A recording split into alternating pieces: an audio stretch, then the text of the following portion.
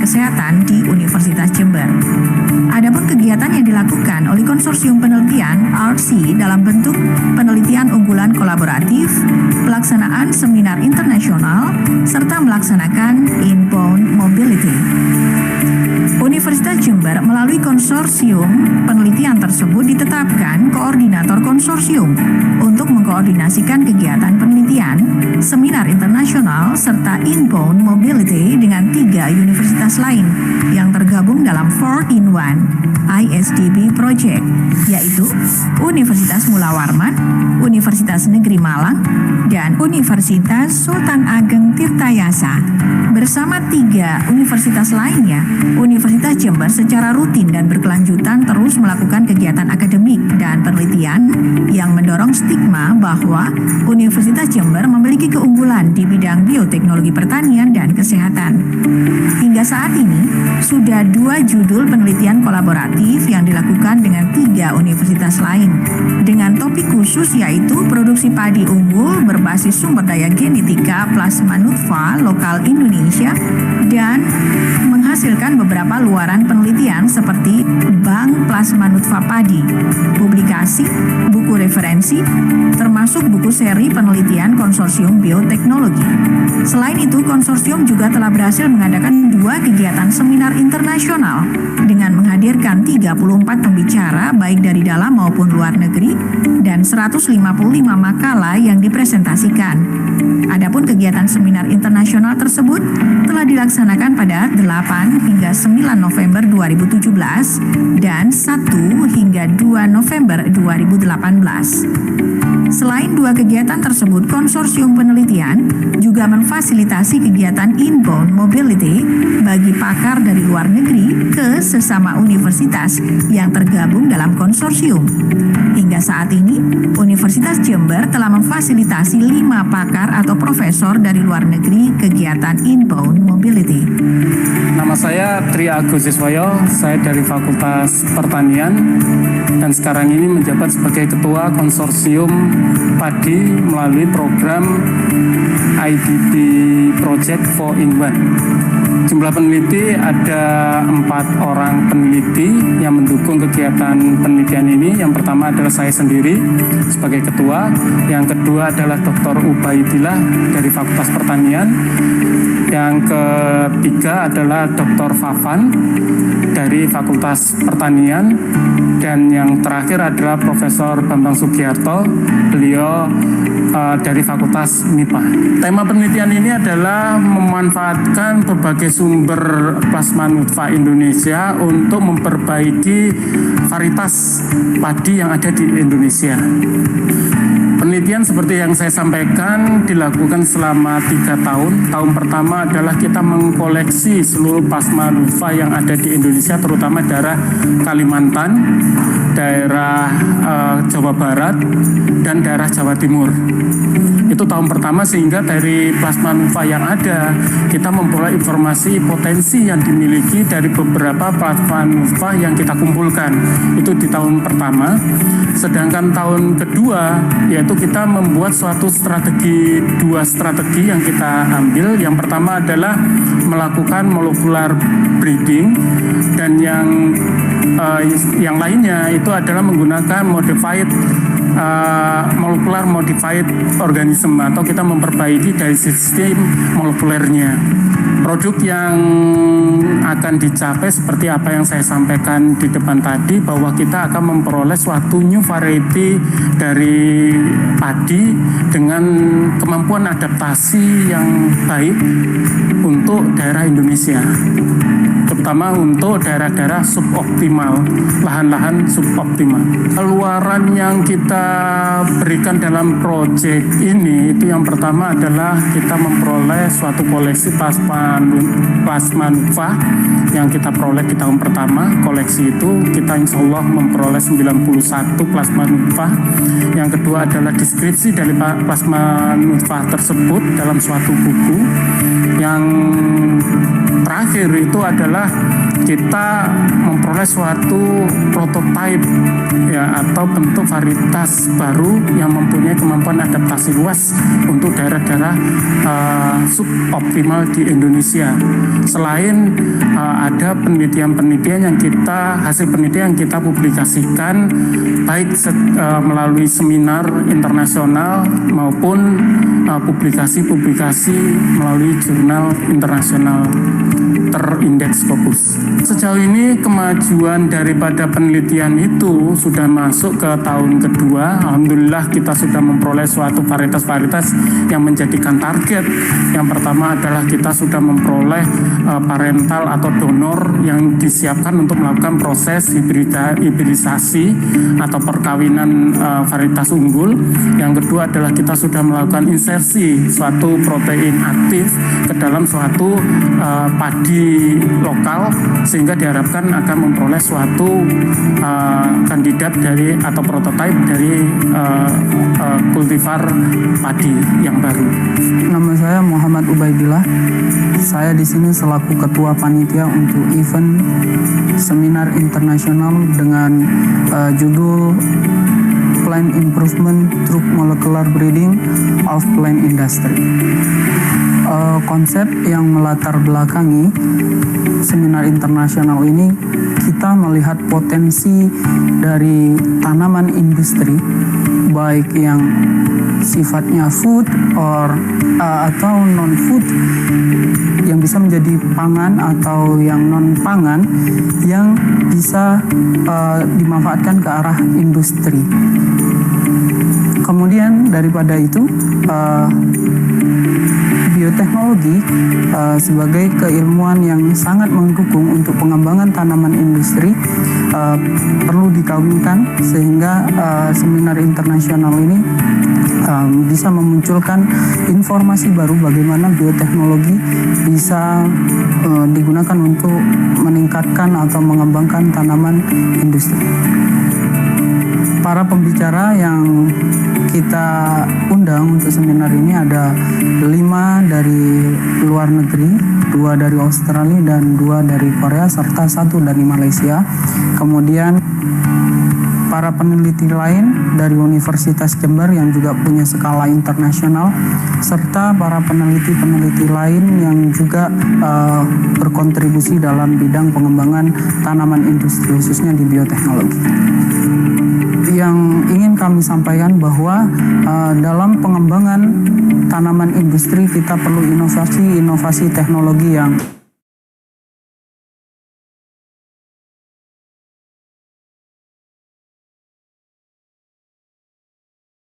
bagi para petani Indonesia, misalnya budidayakan tanaman industri, atau juga pada kalangan peneliti bagaimana kajian-kajian terbaru berkaitan dengan bioteknologi khususnya di tanaman industri.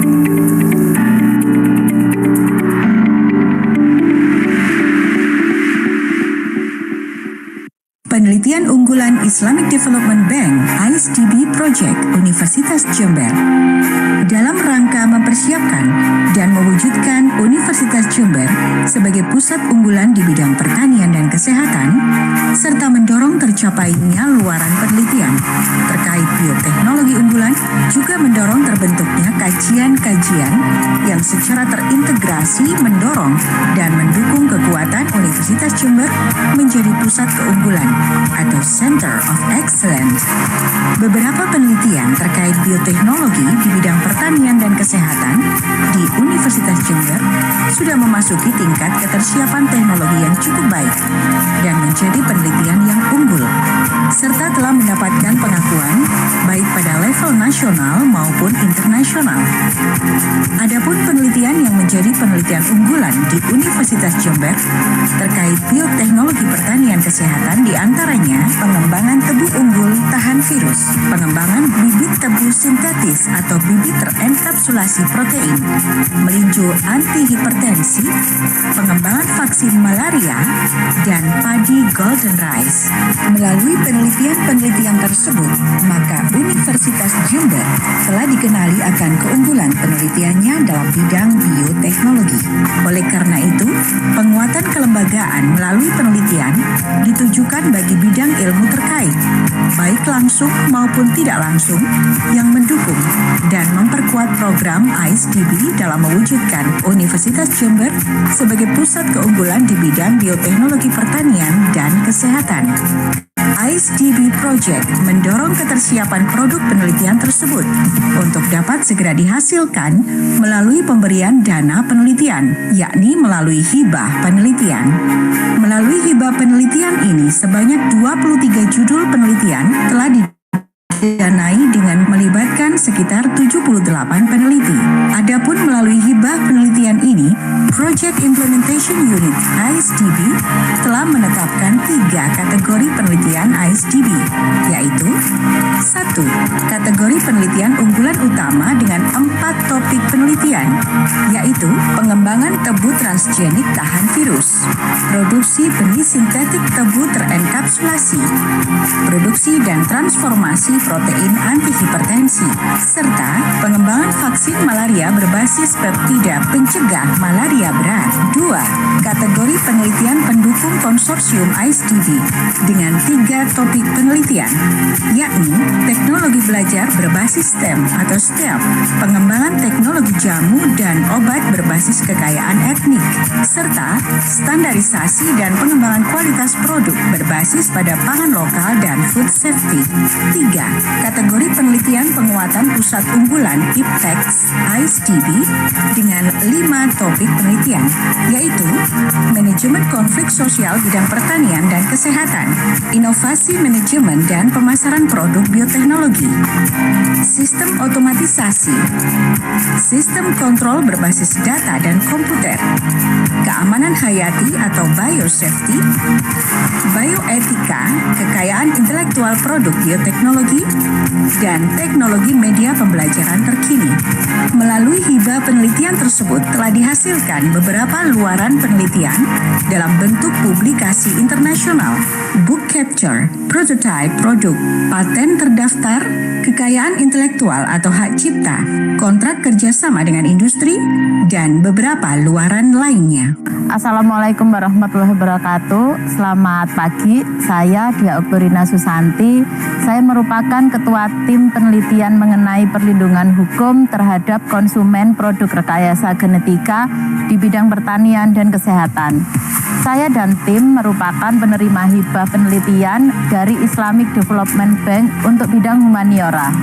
Pesatnya perkembangan ilmu dan penelitian di bioteknologi telah meningkatkan produksi dan pemasaran produk bioteknologi di masyarakat, khususnya produk rekayasa genetika.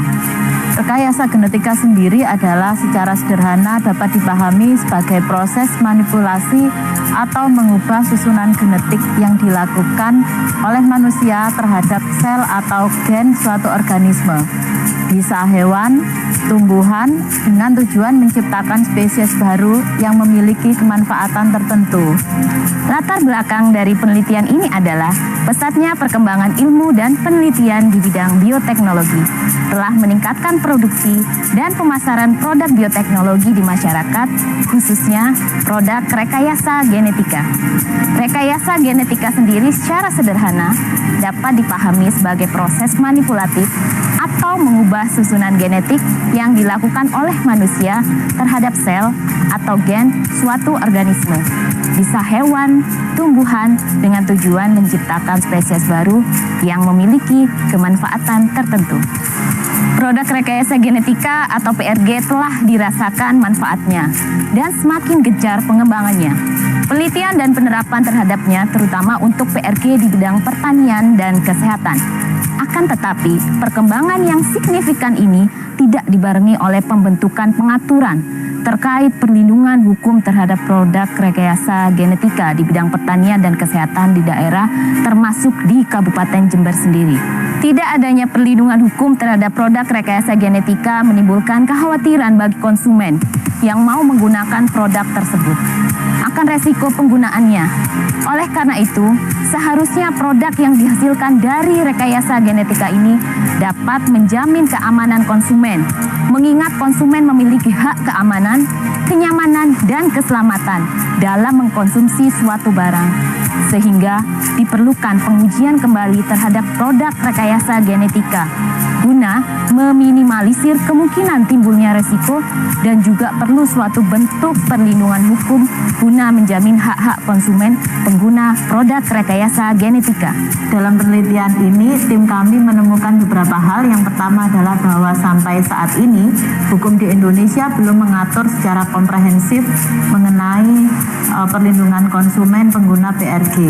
Hukum saat ini masih bersifat parsial dan masih diatur dalam satu Undang-Undang Nomor 8 Tahun 99 tentang perlindungan konsumen, yang ini bukan merupakan spesifikasi dari pengguna PRG. Yang kedua, bahwa kami menemukan konsep baru yang kami aturkan dalam sebuah naskah akademik berkaitan dengan perlindungan konsumen terhadap pengguna produk PRG. Hasil penelitian kami uraikan dalam 3 bentuk. Yang pertama adalah buku seperti berikut ini. Kemudian yang kedua adalah buku ini kami daftarkan di hak cipta. Dan yang ketiga adalah artikel dalam International Journal of Creative Research and Studies. Assalamualaikum warahmatullahi wabarakatuh. Saya Herlina, staf pengajar Fakultas Teknologi Pertanian UNAS Jember. Saya sebagai Ketua Tim Konsorsia Ketahanan Pangan dan sekaligus saya sebagai Ketua Tim Penelitian mengenai Strategi Ketahanan Pangan Etnik Osing di Kabupaten Banyuwangi. Saya dan tim saya, Bunita Kuswardani dan Pak Hadi Paramu, dan dibantu dengan adik-adik mahasiswa, merupakan penerima hibah penelitian dari Islamic Development Bank untuk bidang ketahanan pangan.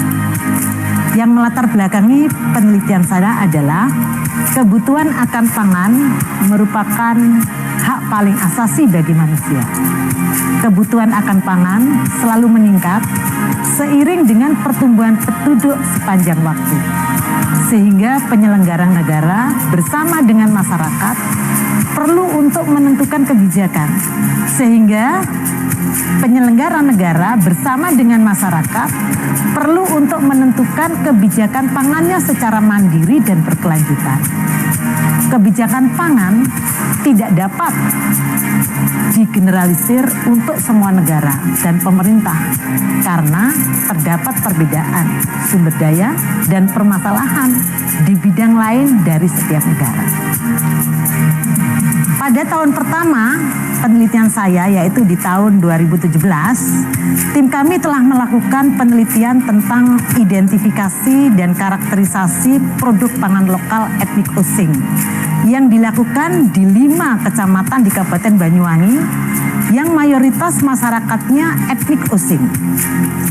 Dari penelitian tersebut telah teridentifikasi beberapa aneka pangan olahan etnik Osing, yaitu 3 jenis makanan pokok, 12 jenis sayur mayur, 7 jenis lauk pauk, 18 jenis jajanan, 4 jenis makanan sepinggan, dan 3 jenis minuman khas etnik Osing.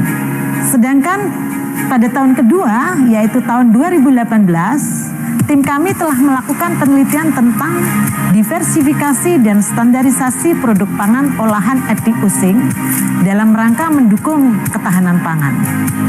Hasil yang diperoleh adalah diversifikasi produk pangan olahan etnik Osing yang meliputi bagiak kaya serat. Ini adalah produk bagiak kaya serat. Kemudian selai daging buah pala, tiwul instan dengan berbeta karotin, tiwul instan dengan protein tinggi, kemudian es krim sehat menggunakan polisakarida larut air dari umbi gembili, kemudian fruit leather dari daging buah pala, sego kuning instan, dan temulawak effervescent.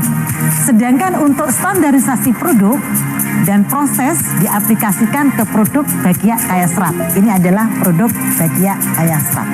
Suku Osing bertempat tinggal di Kabupaten Banyuwangi.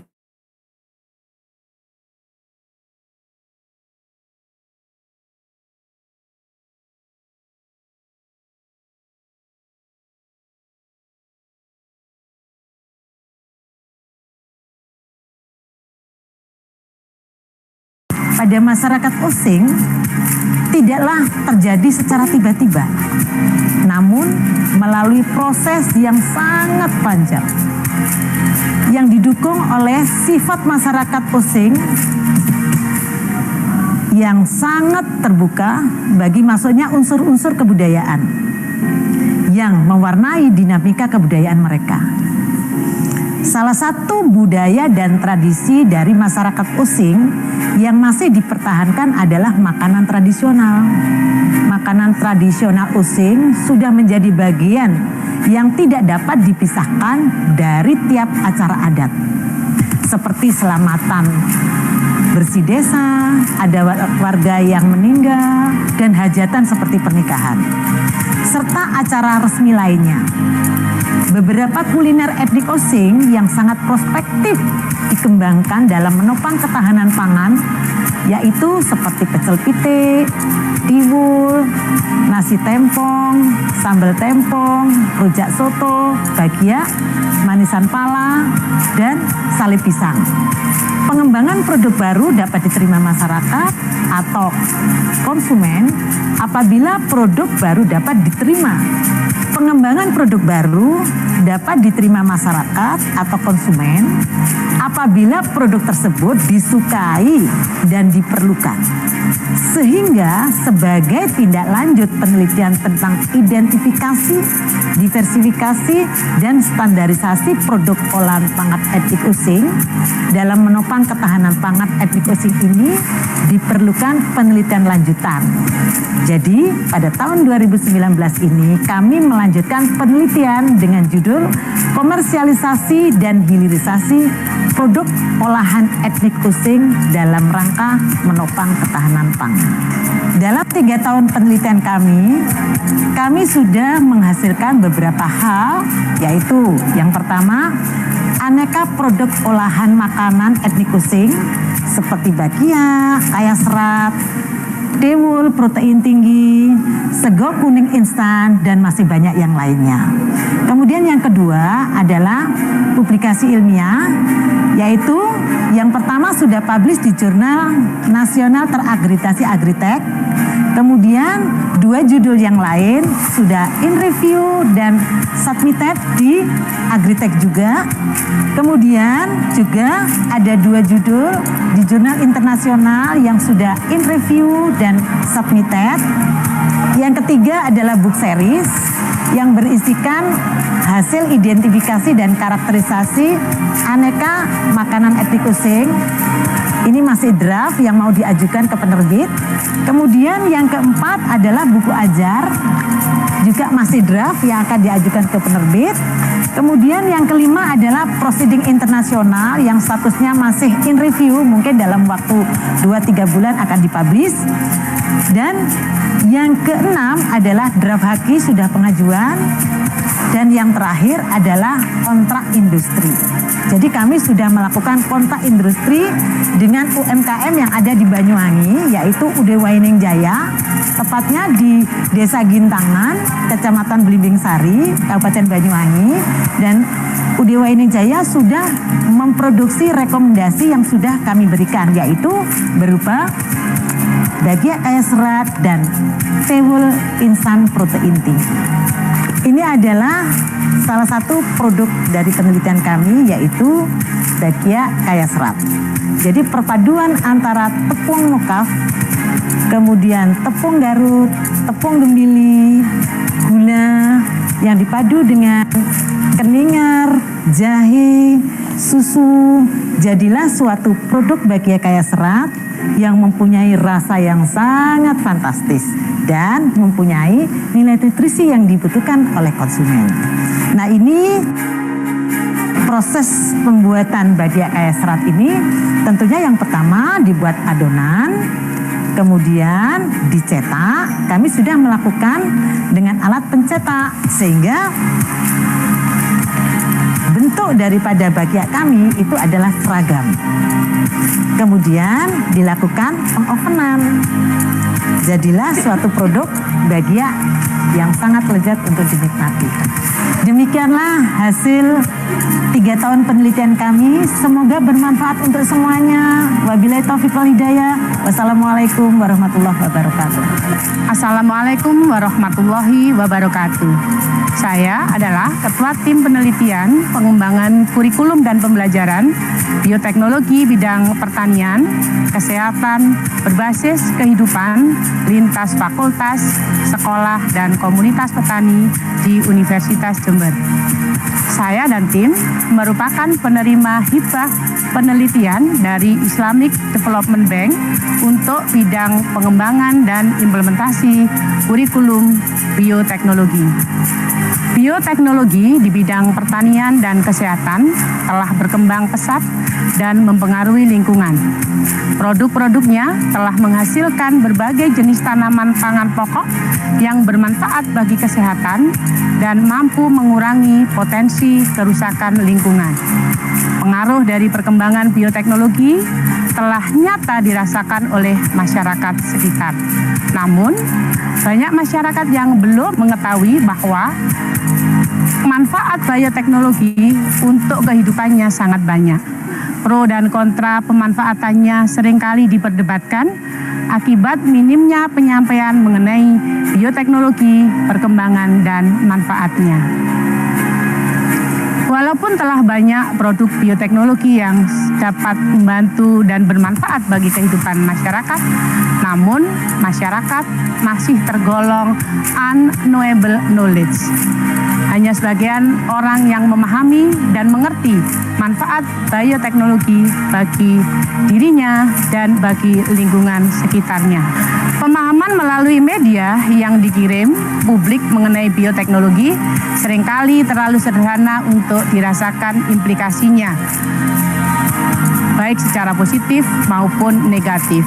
Adanya anggapan yang menyebutkan bahwa bioteknologi terlihat sebagai aktivitas komersial menyebabkan terbentuknya sudut pandang lain.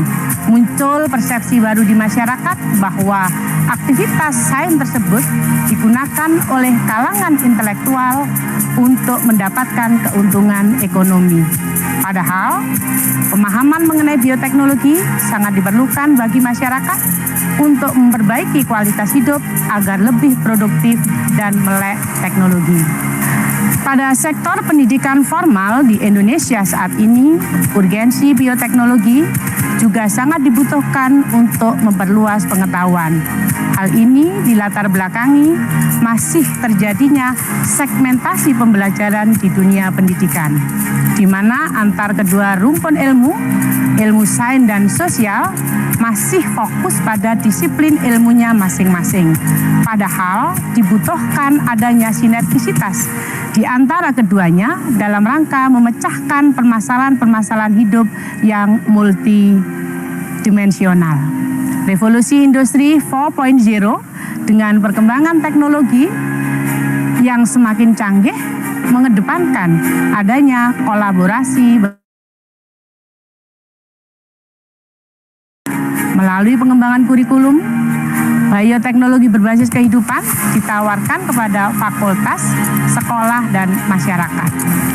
Pada sektor pendidikan formal di Indonesia saat ini, urgensi bioteknologi sangat dibutuhkan untuk memperluas pengetahuan. Hal ini dilatar belakangi oleh masih terjadinya segmentasi pembelajaran di dunia pendidikan, di mana antar kedua rumpun ilmu, sains dan sosial, masih fokus pada objek kajiannya masing-masing. Padahal dalam era revolusi industri 4.0 dengan perkembangan teknologi yang sangat pesat, dibutuhkan kolaborasi antar disiplin ilmu untuk memecahkan masalah kehidupan sehari-hari.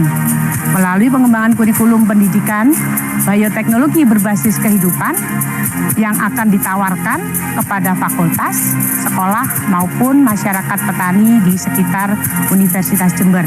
Oleh sebab itu, pembelajaran bioteknologi dinilai dapat bertindak sebagai katalisator untuk pendekatan yang lebih terintegrasi guna mencapai pemahaman yang menyeluruh tentang urgensi pendidikan bagi masyarakat.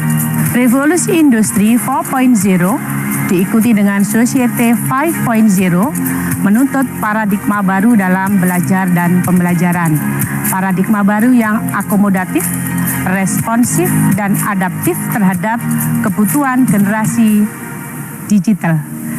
Dalam menempati ruang belajar yang tanpa batas, dunia yang terintegrasi, dan profesi baru yang menuntut kreativitas dalam ilmu pengetahuan dan teknologi tanpa batas.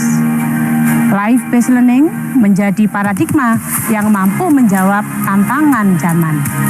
Universitas Jember telah memiliki kiprah yang besar dalam pengembangan bioteknologi pertanian dan kesehatan. Namun, besarnya kiprah tersebut masih belum dirasakan manfaatnya bagi seluruh masyarakat kampus, masyarakat sekolah, dan masyarakat petani sekitar kampus. Temuan-temuan unggulan tersebut masih belum tersosialisasikan dengan baik. Sebagai contoh, banyak masyarakat yang telah dapat menikmati MOCAF dan TEBU transgenik sebagai hasil penelitian unggulan Universitas Jember, namun tidak sedikit yang belum tahu dan sanksi atas keamanan pangan tersebut bagi kesehatan dirinya. Hal ini terjadi karena belum terstruktur dan terintegrasinya bioteknologi pertanian dalam kurikulum dan aktivitas pembelajaran di lingkungan Universitas Jember. Padahal, sesuai dengan visi UNEJ, ada mata kuliah wajib universitas tentang lingkungan yang seharusnya mewakili dan memiliki kewenangan untuk mengintegrasikan bioteknologi pertanian dan kesehatan sebagai upaya untuk mensejahterakan masyarakat dalam dan sekitar kampus. Dengan demikian, permasalahan yang dihadapi adalah belum adanya kurikulum dan perangkat pembelajaran bioteknologi pertanian dan kesehatan yang terintegrasi life-based learning sesuai dengan penelitian-penelitian unggulan Universitas Jember untuk kepentingan sekolah, masyarakat, dan petani di sekitarnya. Peran dan fungsi teknolog pembelajaran dalam konteks ini sangat dibutuhkan.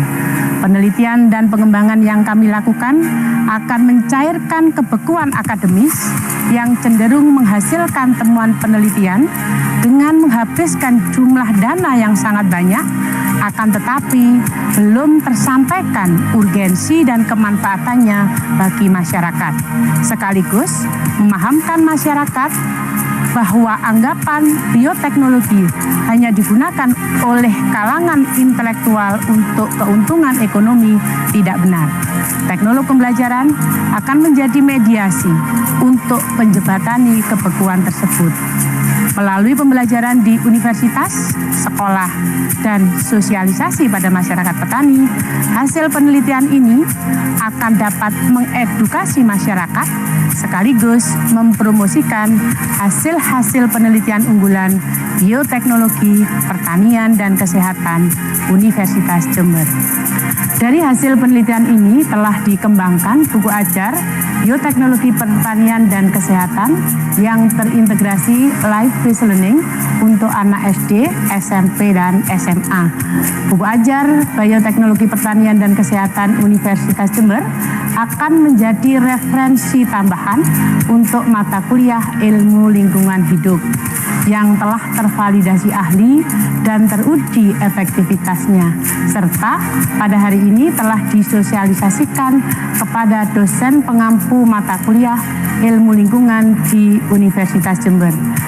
Hasil lainnya adalah bahan pelatihan yang akan disosialisasikan pada komunitas petani di area Jember, terutama komunitas petani binaan Universitas Jember di daerah Wonoasri. Selain itu, penelitian ini juga menghasilkan publikasi internasional terindeks Scopus. Produk lainnya adalah buku ajar tersebut akan mendapatkan sertifikasi HKI. Terima kasih. Assalamualaikum warahmatullahi wabarakatuh. Saya Ketua Tim Penelitian mengenai pengembangan teknologi benih sintetik tebu berbasis nanomaterial dan enkapsulator. Saya dan tim merupakan penerima hibah penelitian dari Islamic Development Bank bidang swasembada gula nasional dan pengembangan tebu sebagai sumber karbon dan energi terbarukan. Latar belakang dari penelitian saya adalah tebu merupakan salah satu tanaman perkebunan komersial penghasil gula bernilai ekonomis tinggi. Akan tetapi, ketersediaan bibit tebu dalam jumlah besar dengan kualitas yang baik belum tercukupi, sehingga berdampak pada penurunan produksi gula sampai dengan 80%. Kebutuhan akan jumlah bibit tebu dalam skala besar menjadi dasar diperlukannya inovasi teknologi yang potensial untuk memperbanyak bibit dengan cepat, banyak, seragam kualitasnya. Berdasarkan penelitian sebelumnya, diketemukan bahwa teknik perbanyakan tebu melalui somatic embryogenesis lebih menguntungkan karena jumlah propagul yang dihasilkan tidak terbatas dan dapat diperoleh dalam waktu yang singkat. Apabila perbanyakan dilakukan dengan menggunakan kultur suspensi sel akan lebih efisien. Perbanyakan melalui somatic embryogenesis ini dapat dikembangkan menjadi benih sintetik. Benih sintetik mempunyai sifat yang lebih tahan, kuat karena dilakukan proses enkapsulasi untuk memberikan lapisan pelindung yang berupa alginat, nutrisi, energi, zat pengatur tumbuh, dan agen antimikrobia. Enkapsulasi juga berfungsi untuk melindungi kalus embryogenik dari faktor eksternal seperti tekanan, suhu, dan pH. Metode penyimpanan benih sintetik memiliki keuntungan, kemudahan dalam penyimpanan dan transportasi benih. Perubahan material yang digunakan dalam enkapsulasi dari alginat menjadi nanokristalin telah meningkatkan kemampuan berinteraksi dan sifat dispersitas yang lebih tinggi pada banyak pelarut, sehingga dapat digunakan sebagai penguat untuk pembuatan komposit. Bahan nanoselulose sebagai bahan substitusi yang dikompositkan dengan alginat sebagai bahan untuk enkapsulasi pada embrio somatik tebu diharapkan akan memperbaiki struktur bahan enkapsulasi. Enkapsulasi secara massal dengan pencetak enkapsulator merupakan target akhir dari penelitian ini. Hasil penelitian yang saya peroleh dari tim kami telah berhasil menghasilkan paket teknologi pembuatan benih sintetik hasil embrio somatik tebu berbasis nanomaterial dan enkapsulator serta produksi bibit tebu dalam jumlah banyak, seragam, bermutu tinggi, dan bebas penyakit virus serta dapat disimpan. Penelitian ini juga telah mampu menghasilkan teknik perbanyakan bibit melalui enkapsulasi untuk memenuhi kebutuhan bibit dan dapat disimpan sehingga memudahkan transportasi bibit tebu ke tempat lain. Teknologi dan produksi dalam penelitian ini juga telah berhasil mendapatkan sertifikat HKI. Penelitian tim kami juga telah dipresentasikan dalam seminar bertaraf internasional dan dipublikasikan dalam jurnal terakreditasi berindeks Scopus dan Sinta3. Penelitian tim kami juga telah diterbitkan dalam bentuk buku ajar yang ber-ISBN dan dalam bentuk draft buku teks. Ini hasil yang sudah diinduksi membentuk kalus yang embryogenik.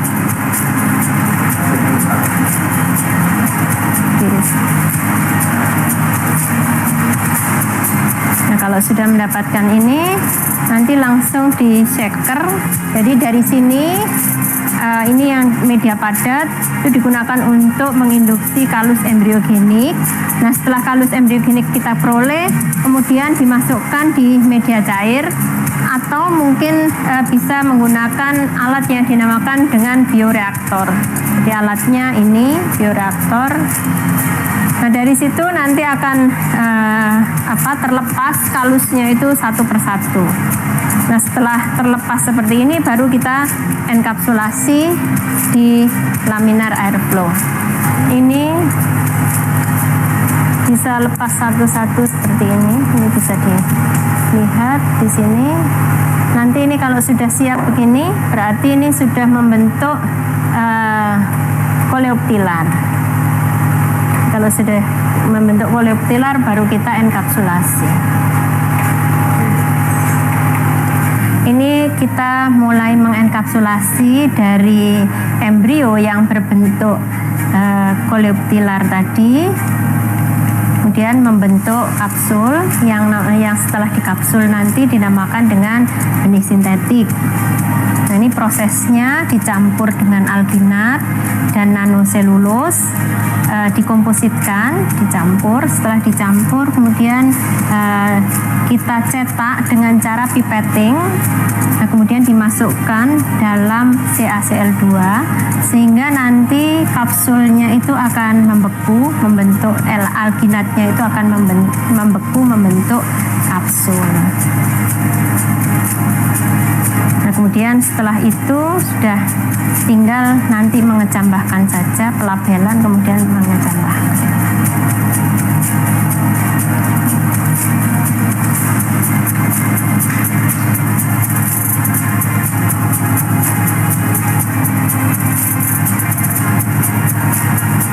Ini hasil yang sudah dicetak.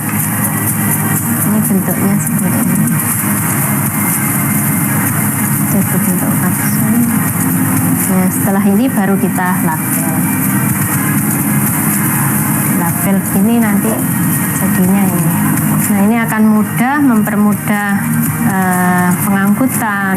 Kemudian dia juga lebih tahan benihnya. Nanti tinggal mengecambahkan. Assalamualaikum warahmatullahi wabarakatuh. Saya Ketua Tim Penelitian Pengembangan Media Virtual untuk Pembelajaran Bioteknologi Pertanian dan Kesehatan di era Revolusi Industri 4.0. Saya dan tim merupakan penerima hibah penelitian dari Islamic Development Bank untuk bidang inovasi media pembelajaran.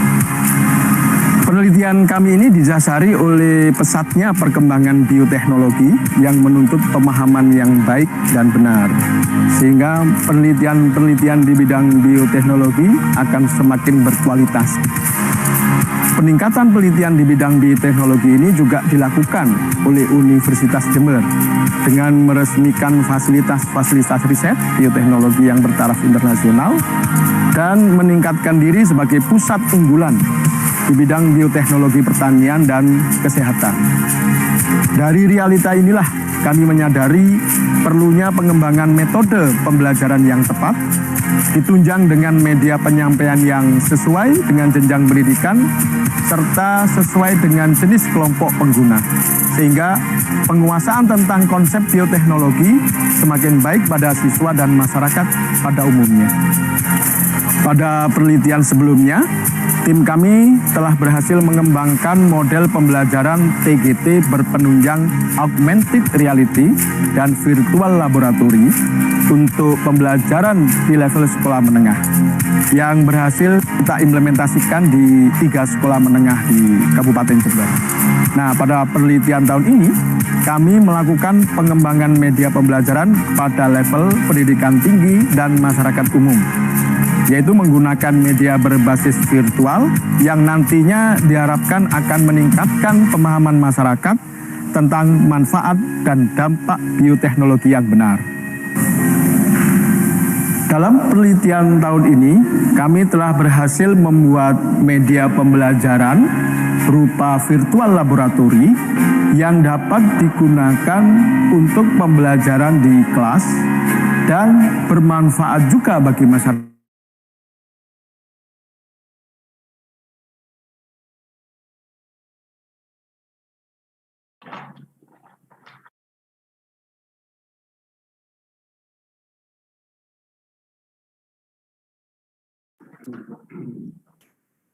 Attention please, the webinar will be start soon.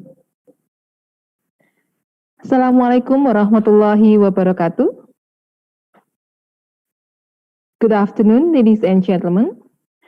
The Honorable Rector of University of Jember, Dr. Iwan Taruna, Master of Engineering, the Honorable Executive Director of Project Implementation Units, Islamic Development Bank and University of Jember, Ones Dodi Molasi Esos MA, the respectable webinar speakers, Professor Dato Dr. Musa Ahmad from University of Science Islam Malaysia and Professor Dr. Andes Bambang Kuswandi MSc PhD from University of Jember, and all the distinguished guests.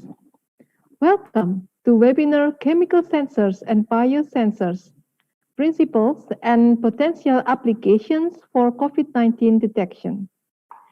This is the second webinar of Project Implementation Unit's Islamic Development Bank at University of Jember Serial Collaborative Webinar in collaboration with Faculty of Pharmacy, University of Jember. My name is Apotheker Endah Puspitasari MSc from University of Jember as your Master of Ceremony. First of all, let's say thanks to Allah Subhanahu wa Ta'ala who has given us guidance, happiness, health, and mercy so we can attend and participate this event without any obstacles. Praise and salutation upon our Prophet Muhammad, peace be upon him, for the magnificent enlightened ways. Before we start this webinar, allow me to inform you that this webinar is attended by more than 200 participants, not only by the researchers from University of Jember, but also from around Indonesia. This webinar is also streamed on UNEJ official YouTube channel. Ladies and gentlemen, allow me to inform you on this webinar agenda. The first agenda is opening, followed by singing Indonesian anthem and march of University of Jember. Opening speech from Rector of University of Jember, Doa, virtual photo session, and the webinar. All blessed audiences, let's start this webinar by reciting Basmalah together. Bismillahirrahmanirrahim. The next agenda is singing Indonesian anthem, Indonesia Raya, and followed by march of University of Jember. This session will be delivered in online version.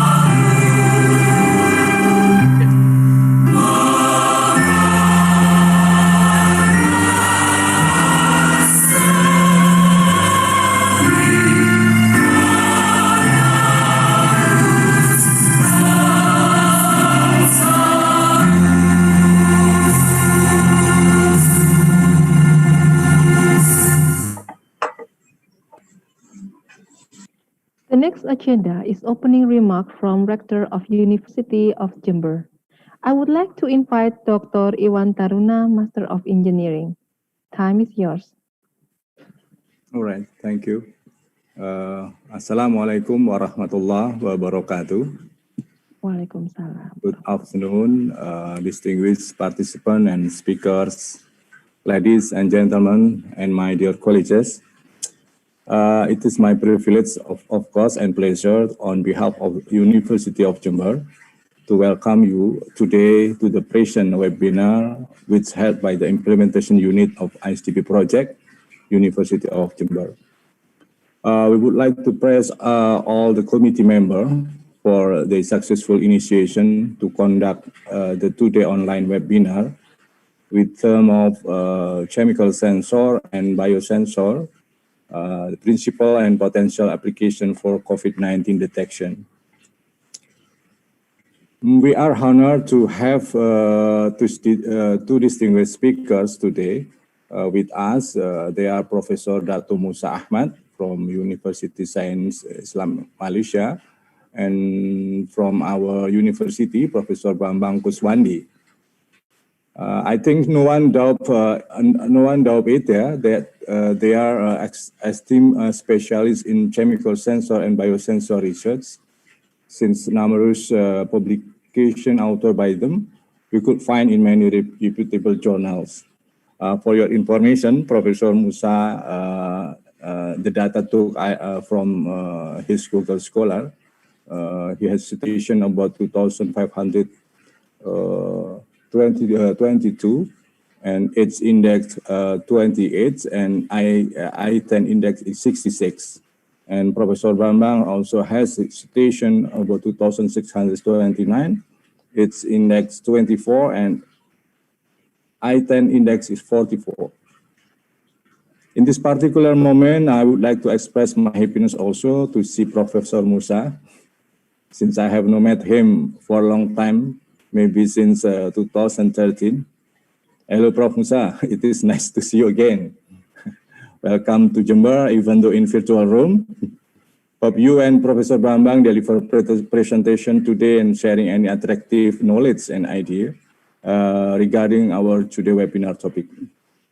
Our sincere thanks should defer also to Bapak Muhammad Amrun Hidayat, who serve as moderator on this webinar session. Ladies and gentlemen, today's webinar appears to talk about the application of chemical sensor and biosensor to detect COVID-19. During this pandemic period, everybody is suggested to find any creative and innovative way to tackle coronavirus, including the development of any rapid method to detect coronavirus in human body. In my opinion, our topic today about chemical sensor and biosensor will play an important role on this purpose and procedure. A few days ago, I think University of Gajah Mada declared that they have been able to produce one unit, call it a rapid COVID-19 detection unit, called as a GENOS, which can detect COVID-19 in only 80 seconds with accuracy about 97%. In addition, the use of this equipment was claimed to be much more affordable than the PCR swab test. For your illustration, one GENOS unit costs about 40 million and can be used for about 100,000 testing. GENOS work based on the detection of the volatile organic compound that form due to the COVID-19 infection that come out from with humans' breath. How these tools work in detail, I think better we start this webinar to listen and discuss with speakers today in this forum. We hope that through these presented speakers, we will have new perspective relating to our today topics, so that we can find other ways to solve problem as aforementioned. Finally, beginning with saying Bismillahirrahmanirrahim, I inaugurate officially the webinar with of chemical sensor and biosensor principles and potential application for COVID-19 detection. I wish you all a very successful webinar. I apologize. I am unable to continue attending all this session because I got to go for other agenda. Thank you very much. Wabillahi taufiq wal hidayah. Wassalamualaikum warahmatullahi wabarakatuh. Waalaikumsalam warahmatullahi wabarakatuh. Thank you very much, Pak Rektor, for opening this webinar.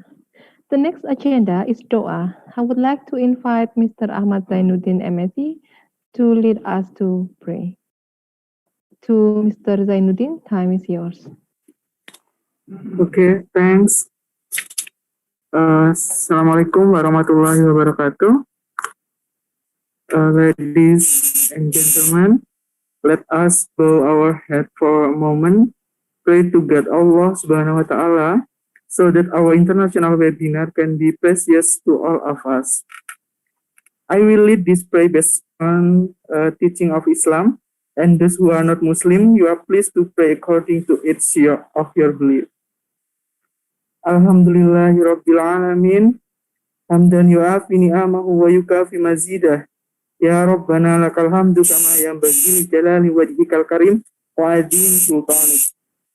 Allahumma inna nas'aluka salamatan fid din wa afiyatan fil jasadi wa ziyadatan fil ilmi wa barakatan fil rizki wa taubatan qoblal maut wa rahmatan indal maut wa maghfiratan ba'dal maut. Allahumma ighfir lana wa liwalidayna wa lil muslimina wal muslimat wal mu'minina wal mu'minat al ahya'i minhum wal amwat innaka hamiyun qaribun mujibud da'wat ya qadiyal hajat. Oh Allah, today in this beautiful place we gather here to bring about an international webinar series. The theme is chemical sensors and biosensors, principles and potential application for COVID detection. Make this international webinar as a useful science assembly, as a medium of sharing useful ideas, knowledge, and experience of scholars, researchers, and students of various disciplines. May the webinar we organize today benefit to our life, broaden our knowledge, science our ideas, and lead us to be successful, productive person, which in turn will boost dignity of our nation. Oh Allah, guide and bless our hearts and our minds with the light of your guidance. Impact your supreme wisdom upon our activities. Help us to speak our minds clearly. Help us to listen to each other, respect each other, love each other, so that we are included to be blessed person. Oh Allah, protect us from unintended temptation, show us the right path, and give us knowledge and strength to perform good things.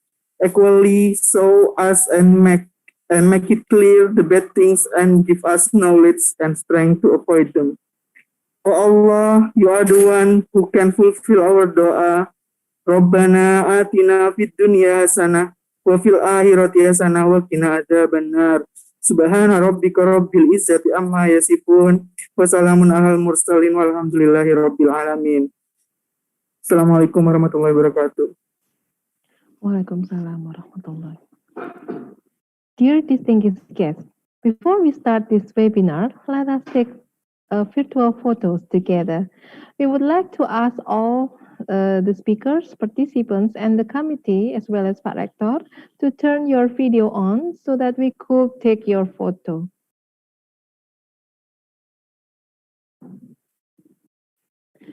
There are several pages that we have to take the photo virtually, so could you please turn on your video right now? Thank you. Okay, ready? Some people hasn't turned on their video yet.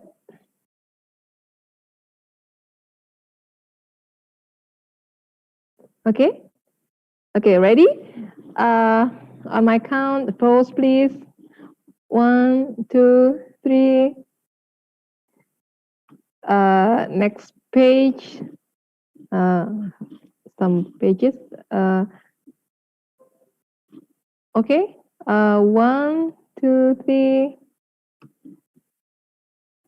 The third page.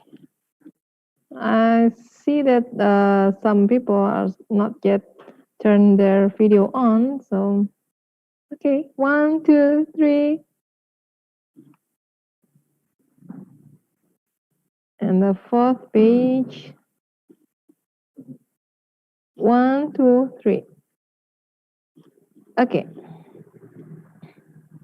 Okay, maybe the other participants are joining from YouTube. Okay, thank you. Now, we are going to start this webinar, but before we start this webinar, allow me to inform you on today's webinar rule.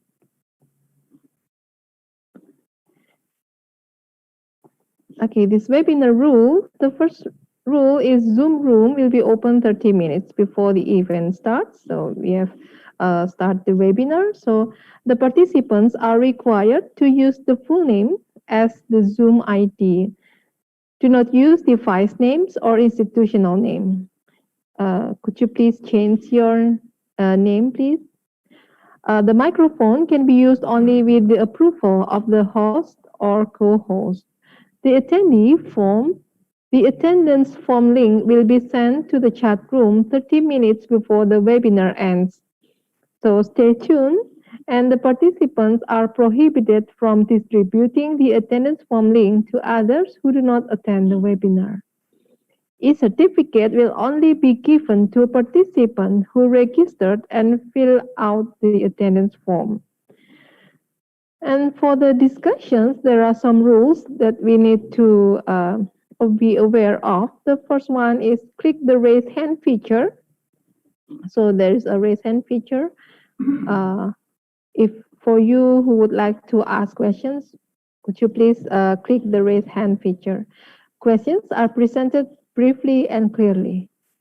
Questions can also be submitted via chat by writing name, institution, name of the speaker being asked, and write your question briefly and clearly. The moderator will arrange discussion session. Dear ladies and gentlemen, now we have come to the main agenda. The main agenda that we are waiting for, the webinar. This webinar will be moderated by Apotheker Muhammad Amrun Hidayat, M.Pharm. Here's his CV. Apotheker Muhammad Amrun Hidayat, SSE, M.Pharm, is the lecturer at Faculty of Pharmacy, University of Jember since 2003.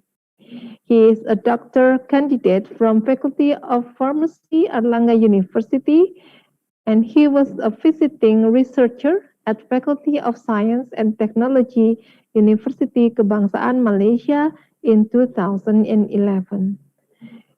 His H index for Google is 9 and for Scopus is 4, with total citation more than 100 from his Scopus article. To Apotheker Muhammad Amrun Hidayat, M.Pharm, the floor is yours. Thank you, Bu Enda, for this opportunity. Assalamualaikum warahmatullahi wabarakatuh. Good afternoon, ladies and gentlemen. Here we are, before the webinar started, welcome Prof. Dato Dr. Musa Ahmad. So before Prof. Dato Musa Ahmad give his lecture, I will read the curriculum vitae of Prof. Musa Ahmad.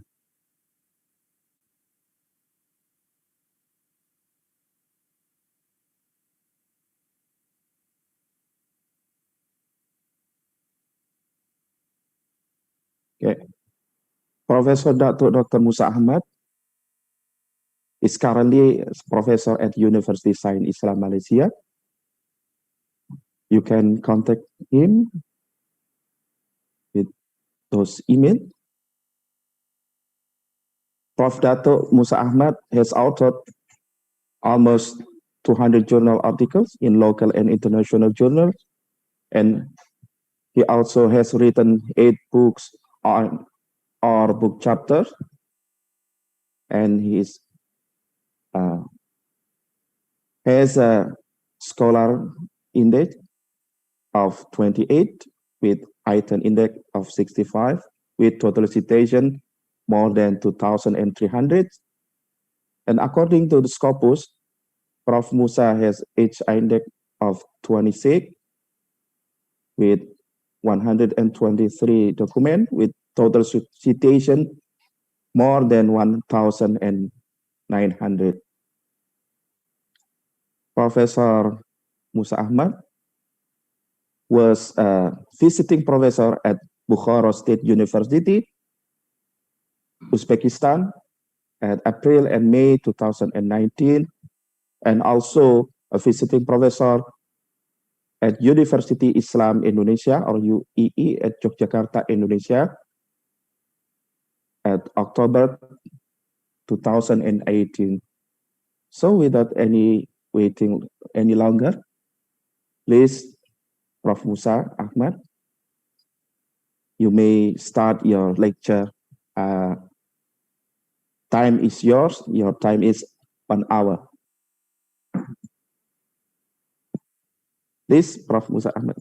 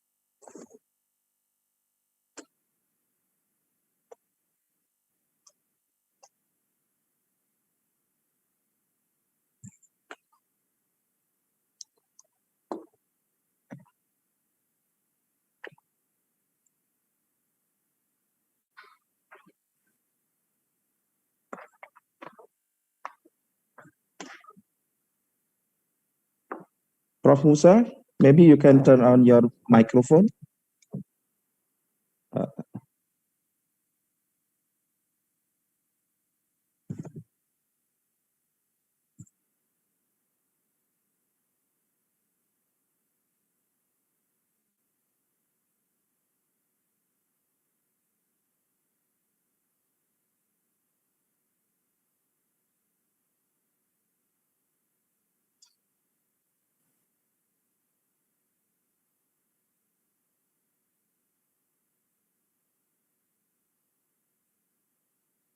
Okay. Prof. Musa, maybe you can turn on your microphone so everybody can hear your voice.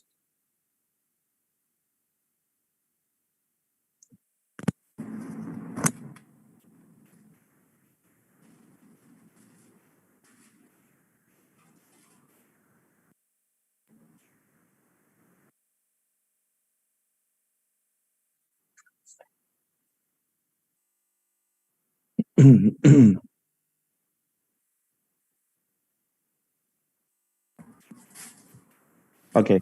Okay. Can you hear me? Yes. All right. Okay. Okay. Right. So it's better without the headphone actually. Okay. First of all, Assalamualaikum warahmatullahi wabarakatuh. Okay, I would like to thank the Pak Rector, Professor Dr. Insinyur Iwan Taruna, as the new rector for UNEJ. Okay, so congratulations for appointment, Prof.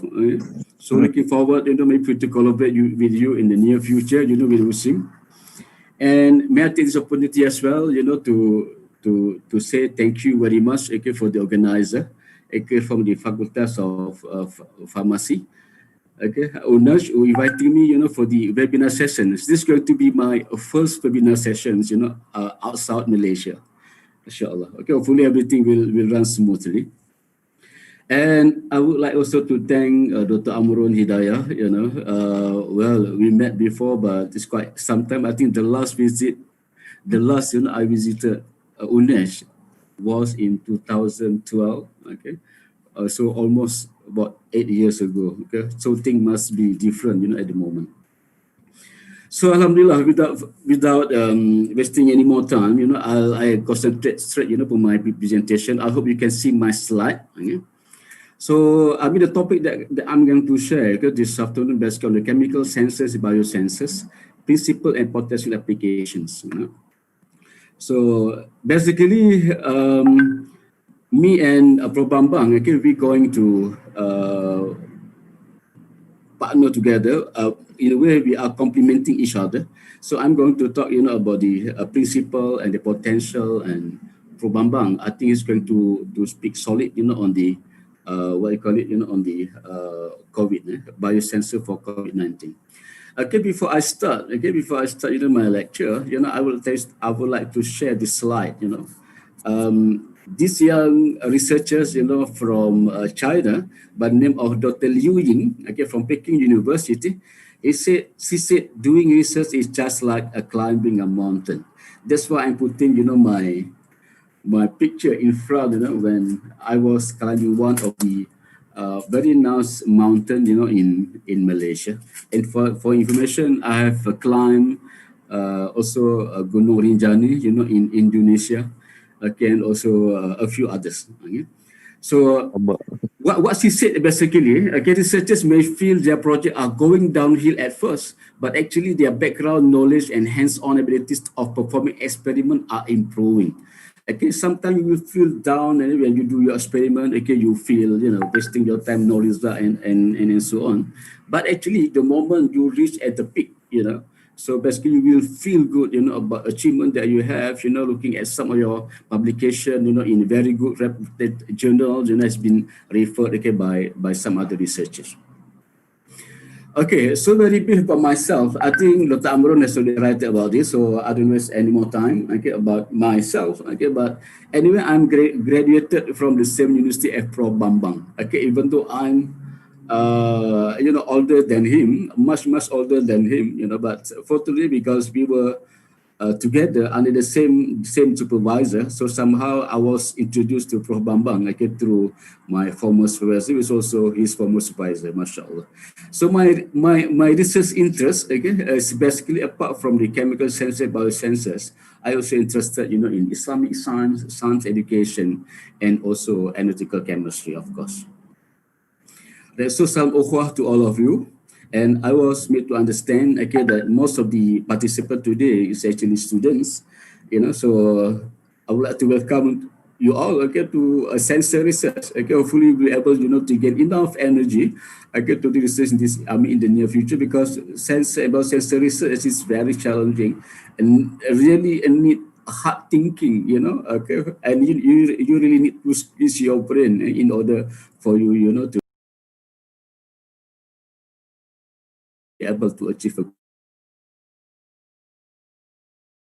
people and having the opportunity, to test the whole spectrum of a post in academic careers, for instance, so starting as a tutor, and then becoming a lecturer, and then become associate professor, head of chemistry department, and then become the chairman of the school, and then appointed as a professor, becoming the dean, okay, and then the deputy vice chancellor in USIM, and also the rector, of USIM. So basically, my tenureship as a vice rector, known as the vice chancellor or the rector, finished last year. Now, more or less, I'm having a full time, for my research again for another three years, okay, before I finally, retire, from the university.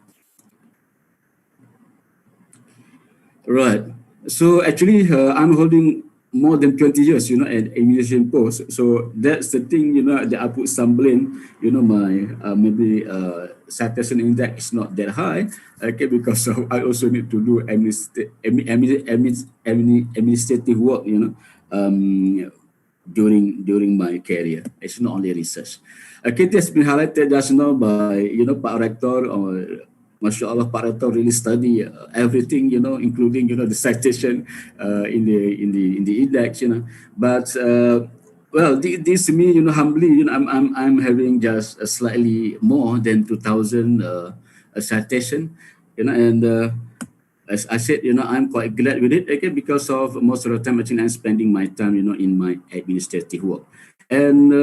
To be frank, actually, I've spent more than 2 decades, in this research of sensors, chemical sensors and biosensors. Hopefully, I'll be able to share something with you today. Okay, so my achievement been highlighted just now. So, all right. So these are basically, the content that I'm going to share with you, okay, within, the time, okay, that been given to me. Hopefully, I will have time to cover all of them. Okay, so because I'm coming from the University Science Islam Malaysia, allow me to share a few slides on the Islamic science research in Islam, and then I'll go direct to the introduction, and then I will discuss a bit on the sensing principle, and then highlighting some potential application, and then maybe I will highlight some aspect on the current trend in sensing science, and the final conclusion, inshallah. Okay, Islamic science, okay, research in Islam, very brief. Research actually is very noble effort, As a lecturer, as an academician, we have no choice but we need to do research. So in short, in a simple term, in a simple language, research is just like, we are preparing pizza. Okay, everybody like to eat pizza. So basically, pizza is considered as a product, okay, the one that we're going to market, okay, in the market, okay, to the people, okay, and all other ingredients actually considered as starting material. So if we having very specific, very good recipe in your research, okay, you should be able to produce very delicious pizza, and everybody will enjoy, okay. But if you select, in your preparation, of your pizza, maybe you are using a wrong ingredient, or maybe you are using low quality ingredient, your product might not be able, okay, to be benefited, by many people. So, like in biosensor research, if you're doing properly, we focus on it, inshallah, we'll be able to produce, something, okay, some sensors that can benefit others, inshallah. Okay, maybe very short some ayah, how important research, in Islam. I think we know that the first ayah, the first verses that we reveal, to human being actually, also on the knowledge, okay, which is, the Surah Al-Alaq, 1-5, which encourage, human being to read and to learn, okay? So Iqra, okay, been to read and to learn. That's why, if you go to USIM, those of you already been USIM, if you enter USIM's main gate, okay, you will see, the Iqra structure first, okay, before you enter. Okay, that's basically to remind, the warga of USIM, okay, so that they alert about the reality every time they coming to the university. And Surah An-Nahl, okay, verses 89, all we have sent down to the book explaining all things, a guide, a mercy, and glad tidings to Muslim. Explaining all things, okay, some ulama says this also, related, okay, to science, okay, because once we explain, one scientist able to explain, the natural phenomena, okay, they will appreciate Allah subhanahu wa ta'ala, and this is going to make people closer to Allah subhanahu wa ta'ala. So, the explanation is already there. So it's our duty as a scientist, okay, to find out, to do research, to dig out, the reasoning and so on, and to share with others so that they will also benefit, okay, from what we learned, from what we found out, and they will also become closer to Allah subhanahu wa ta'ala, inshallah. And for information, there are approximately about 1,200 ayah which refer to different sciences, and which constitute nearly about 20% of the total ayah in the Quran. and approximately about 70 ayah praising science and scientists, and therefore encouraging them, okay, the scientists, to be involved in discovering the universe for the good of humanity. Okay. Right, another surah Al-Imran, okay, verses 3. Okay, orang-orang yang menyebut dan mengikuti Allah semasa mereka berdiri dan duduk dan sentiasa dan semasa berbaring, mengiring, dan mereka pula memikirkan tentang kejadian langit dan bumi. The one that I highlighted in red, okay, memikirkan tentang kejadian langit dan bumi. Memikirkan it doesn't mean you just think about it and that's it, okay? But you need to do some research in order for you to discover a lot of other things that going to make you even to do more thinking, okay? That's the thing. How beautiful, Islam is. Okay, for those who are non-Muslim, okay, maybe this is for your general informations, okay, maybe you can take it in as a knowledge. And the studied ayat were categorized according to their scientific topic as follows. I want to argue on this, okay, because once I show this slide, some students tend to ask me a lot of questions on this, but I'm not ustaz, but this is something for us, to think about, okay, that even in Quran, some of the verses, something that related to Quran, like I myself, I'm in chemistry, okay, so we know that, for instance, Surah Al-Hadid, the surah actually is named, after, the iron, and iron actually is very useful metal, in chemistry, and a lot of compounds been made again from iron. Okay, just focus, the one that in yellow here. In Islam, nature is not seen as a separate entity, but rather as an integral part of Islam, holistic outlook on God, humanity, and the world. This I said, once, we venture into science research, for instance, we make this discover maybe a new discovery, and that new discovery, okay, will be able, to for us to appreciate more what Allah has created to us, okay, and might be able to benefit, the human being as well. Okay, a few verses very quickly, in the Quran, okay, that we can see, there is no contrast at all. Okay, for instance, ayat An-Naba here and An-Nahl, regarding about the mountain, as the back of the what you call it, of the Earth, So this also has been reported, by a previous geologist, okay, that worked, with the former USA president, which is Jimmy Carter. Okay, so there is no contrary at all, between, the finding, what been mentioned in the Quran by Allah SWT and the scientific finding. Okay, similarly, with Big Bang theory, okay, there is no contrast at all, okay, what been said in Quran, and also regarding the formation of human body as well. All right. Okay, that's very quick information about Science Islam. Okay, I think that's my duty to share, okay, because I'm coming from UC Islam Malaysia. Okay, now we go to our main topics again. Okay, so I will start with the introductions. And for introduction, actually, I just focus on the demand and market for biosensors and chemical sensors.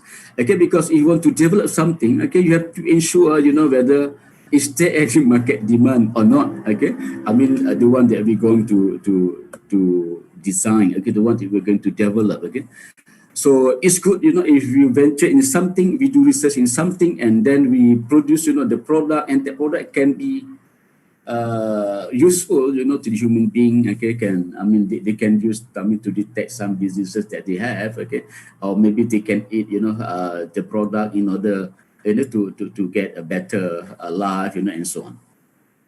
Okay, in terms of biosensor technologies, what been highlighted here, basically the key biosensor technologies, okay, that are currently in use. Okay, so it's quite a number. Okay, quite a number. So basically, you can see from here we have electrical biosensors. Okay, we have bioluminescent biosensors. We have piezoelectric crystal, quartz crystal biosensors, and it's quite a number. Thermistor, fiber optic. In fact, every what you call it, section here, okay, we can even, narrow down, okay, to go further in detail. So, but, if you go to the publication that we have, in the Scopus Journal, for instance, in the Elsevier, Scientific, and so on. So most of the technologies, okay, that's been applied, okay, actually including electrochemical, So every scientist that venture, in biosensor, chemical sensor, they should have, the electrochemical instruments, okay? And apart from that, it's piezoelectric and also optoelectronics, biosensors. Like me myself, actually, my work focusing more, on the optoelectronics. But in the past, I'm working together with some other researchers. We also do electrochemical, and some other countries here as well. Okay, look at the market revenue biosensors. Even though the data actually is not that up to date, actually 4 years back, 2016, but you can see the trend is increasing. Okay, I repeat, the trend is increasing from 2009 up to 2016. And I'm sure if we get the data for the rest of the years, 2017 upwards, maybe up today or maybe last year, this data is going to keep increasing, okay? Because this actually is a part of what we're doing actually, okay? We want to give benefit, okay, to the human being. Okay, and global revenue for the biosensor market exceeded 14 million marks, okay, 14 million marks. And here actually we're talking just biosensor market, okay? I don't have, the data on the chemical sensor. Okay, but more or less the trend is almost similar because biosensor, chemical sensor, basically they are complement to each other. And annual growth, okay, actually between 12 to 14%, okay, in 2016. That's quite high though, okay. So every year, the growth rate is actually increasing about 10%, okay, roughly, or 12% and so on. Okay? And the bulk of this growth, okay, from the increased demand coming from the security and biodefense, from the environment monitoring, and also from the home diagnosis, okay, diagnostic kits. Okay. Still, okay, on the market and demands.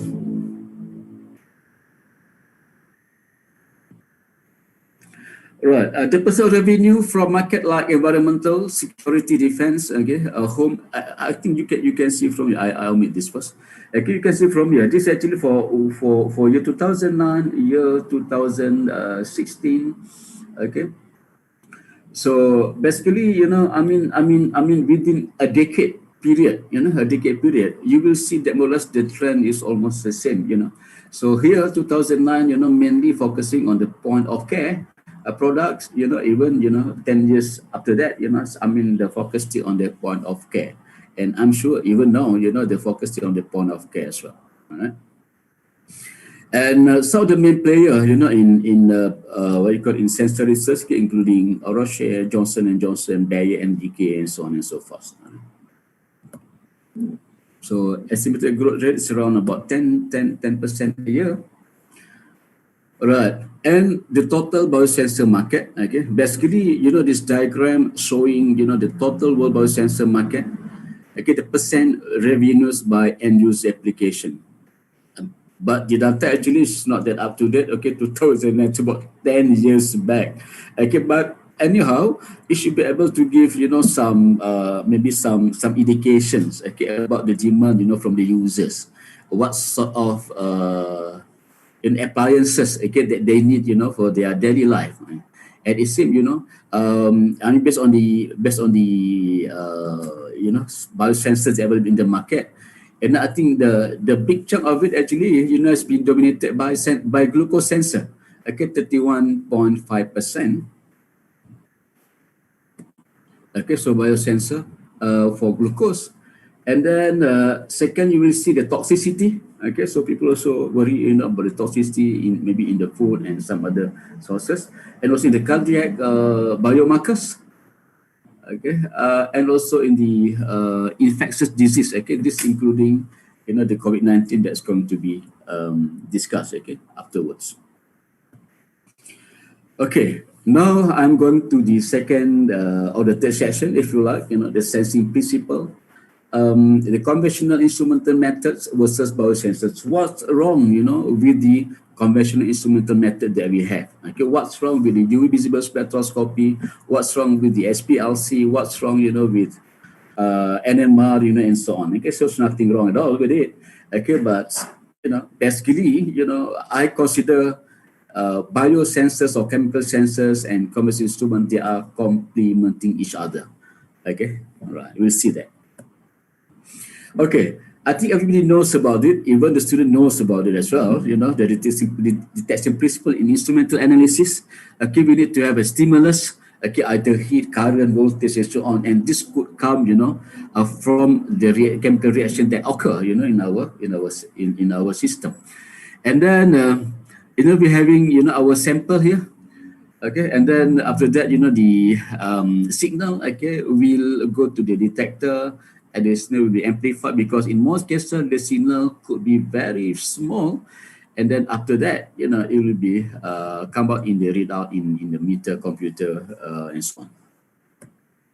All right, this is an example of the instrumental analysis. Okay, in this case, the spectrophotometer is something that you are always familiar with it. Okay, you've done some experiment in your lab using this instrument. And similarly with the atomic emission spectroscopy, okay, you use this, you know, to determine the concentration of heavy metal, for instance. Okay, because this atomic emission spectroscopy, we deal with the atomics. So your sample, you know, need to be converted, okay, to become atom first, okay, before we are able, you know, to detect, you know, that analyte. Okay, what's the constraint, okay, basically with that conventional method, you know, the instrumental that I'm talking about? The first constraint, because of, you know, it's a benchtop and the task assay is a bit bulky. When it's bulky, actually it's not portable. So sometimes we want to do real sample monitoring. Okay, real sample meaning we want to do our monitoring in situ. You know, when the sample is still, you know, in their environment, when the water is still, okay, in the river. Okay, when the food still, you know, I think maybe, you know, in the kitchen, okay, for instance.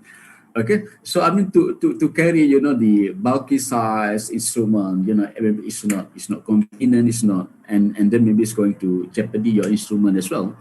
Okay, so having a portable instrument could be advantageous. Right? And then, you know, all these big instruments require skilled operator. You know, if you are new students, and the instrument is very expensive, no way, you know, your head department should allow you, okay, to use the instrument on your own. Okay, so you will use the instrument, okay, in the presence of maybe, you know, the lab assistant and so on. And it's quite tedious and laborious sample preparation. Okay, a lot of steps that you need to follow. And finally, it's a bit costly. You know, like UV visible, you know, in Malaysia, the cheapest one, you can get it 200,000 ringgit. Okay, so it's not, maybe not many labs that can be able, you know, will be, can afford, okay, to buy that. Okay, so basically, we consider this as our problem statement. Okay, when we embark in sensor research, okay, we take this as our problem statement. Okay, so this is the problem on how can we solve this, right? Okay, so basically, you know, in chemical sensor research or biosensor research, okay, we just want to, if possible, you know, to move, okay, from this bulky instrument, okay, to this, you know, very portable, miniaturized design, which is considered very small, simple operation. In fact, you know, those who finish, you know, the SMR can operate this, you know, can use, you know, for online on-site analysis. You can bring everywhere in order for you to do your in-situ measurements. Okay, so what is biosensor basically? If you refer to many research, to research papers, if you refer to book, there are so many, definitions. But during the 10th World Congress on Biosensors, okay, held in China, in mid-2008, more or less, all researchers, they agreed, okay, that when we mention biosensors, you know, considered as analytical devices which incorporating a biological material, are they associated with or integrated within a physical chemical transducer or transducing ecosystem. So biosensors, okay, is device that incorporate, you know, any biological material, okay. And we also, you know, using, you know, the physical chemical transducer, okay, in order for us to produce, you know, the signal. And the transducer can be optical, electrochemical, thermometric, and so on, something like what I'm highlighting just now, okay. And the biological component that mostly commonly used is enzyme in antibody. I'm talking about the biosensor. I think Prof. Bambang today also is going to talk about the antibody, okay, for the immunobiosensor, okay, for COVID-19.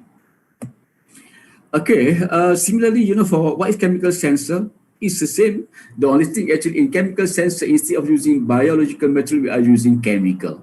And of course, I'm a chemist. I prefer to deal with chemical rather than biological, because biological actually is a living thing, very very fragile. Very difficult to handle. If you put in a straw, I mean in the wrong temperature, it will become denatured. Okay? But if you dealing with chemical actually is more robust. You can put anywhere you like. But after some time, after a year, you come back, and the chemical still working properly. Okay, so it's a class of analytical devices that are capable and monitoring of specific chemical species continuously, and consists of transducer and also selective recognition phase. So it has to be selective, just like a rat here. We have a cheese, and we have a kind of signal that going to alert us when the rat is coming. Okay, so this analyte and sensing part, the rat definitely is going to somehow having some reaction, or is going to enjoy the presence of cheese, and as a result, it's going to produce signal, and that can be heard, okay, by the owner maybe of the house and so on. Okay, the principle is quite simple. I don't want to go in this, okay, because you can find this everywhere, in any journal, in any book, when talking about the chemical sensor, biosensors. Biosensors also, the concept is slightly different. It's more specific because we are using bioreceptor. Bioreceptor can only accept, analyte that able, to match, with the bioreceptor that we are using. Okay, so apart from DNA, apart from antibody and enzyme, we can also use microorganisms, DNA, and some tissue, for biosensor application and translation that I've highlighted just now. Okay, so it's going to produce signal here, and that signal can be detected. Okay, some advantages, okay, or some potential, why sensors basically having a better scope of application, okay, compared to the bulky instruments. Okay, for instance, I'm not saying that we're going to replace the instruments, but as I said earlier, it's going to kind of like complementing each other. So some of the positive features, of the sensors, okay, because of we're dealing with low cost. We can use real-time monitoring. You can do the monitoring, and doing the real-time without taking the sample into the lab. And we can do mass production in manufacturing, okay, in order to make, the cost much cheaper. It's user-friendly, okay, user-friendly. And then we can use for both quantitative and qualitative. We can miniature the design, make it very small, and in fact, we can plant it. We can plant the sensor inside our skin, okay, if you like, and also the rapid detection. All right, now I go to some of the potential application of biosensors and chemical sensors, and this slide, okay, basically giving all the possible analyte, okay, that can be measured. But you will notice, okay, for instance, some biological analysis not here. Okay, so meaning actually what we can detect is more than what we have here. Okay, so more or less in principle, we will say that everything, okay, can be measured. Okay, everything can be detected, okay, by using chemical sensors. The challenge is for us to write, to correct. To select, the correct material, okay, to sense, that analyze. So these are among, the analyte, okay, that can be measured. Okay? So it's quite a number. For biosensors, these are some of the application, okay, that we can use, for drug discovery, for disease detection, like COVID-19. Environmental monitoring, for soil quality monitoring, for food quality monitoring, toxin defense, interest, water quality, okay, and some other application. Okay. I'm sure at least more than what we can list, okay, here. Right, so application environment, okay, so something like CODTOC integrated, we can also have an integrated monitoring system for this. We can determine, pesticide, heavy metal, okay, we can also implant, we can also put, station one, a sensor, at the what you call it, chimney, you know, in industry, for instance, in order for us to measure, okay, to monitor the stack emission, you know, of the industry, for instance. Industry a lot, particularly for the process monitoring. Okay, we can have a sensor to monitor for each, you know, process, okay, that happen, you know, in the industry, in the factory, for instance, and all the data can be collected, and that can be, you know, can be monitored, you know, in situ as well. And for national security, you know, something like, you know, the chemical weapon detections, biological warfare, you know, and maybe some illicit drug as well. This can also be monitored.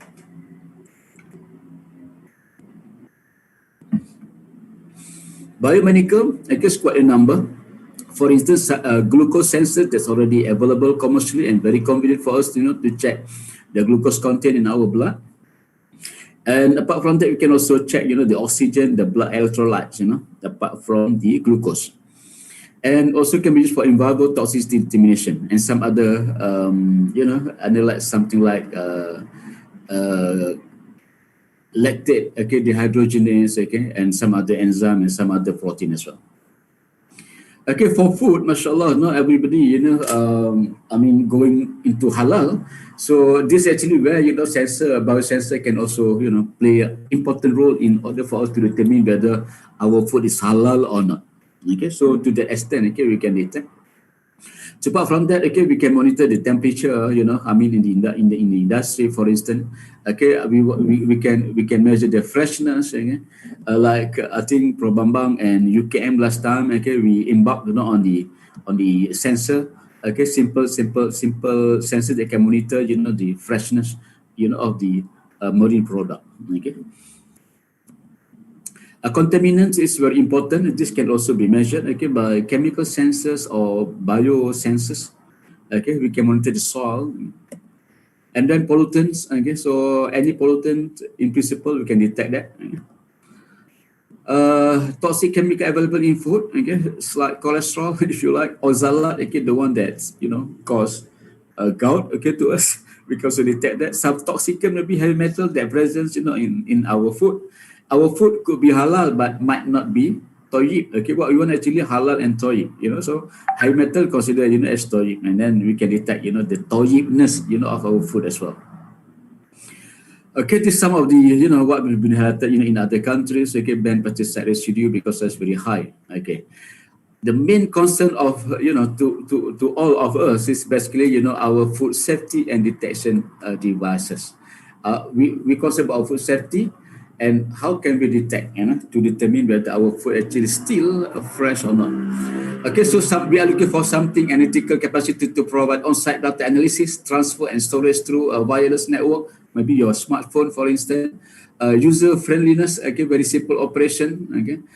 Portable and durable, okay, something you can bring around. Eco-friendliness to eliminate non-disposable waste, you know. Compact volume, integrations of multiple biomarkers and detection, maybe something like multi-sensing.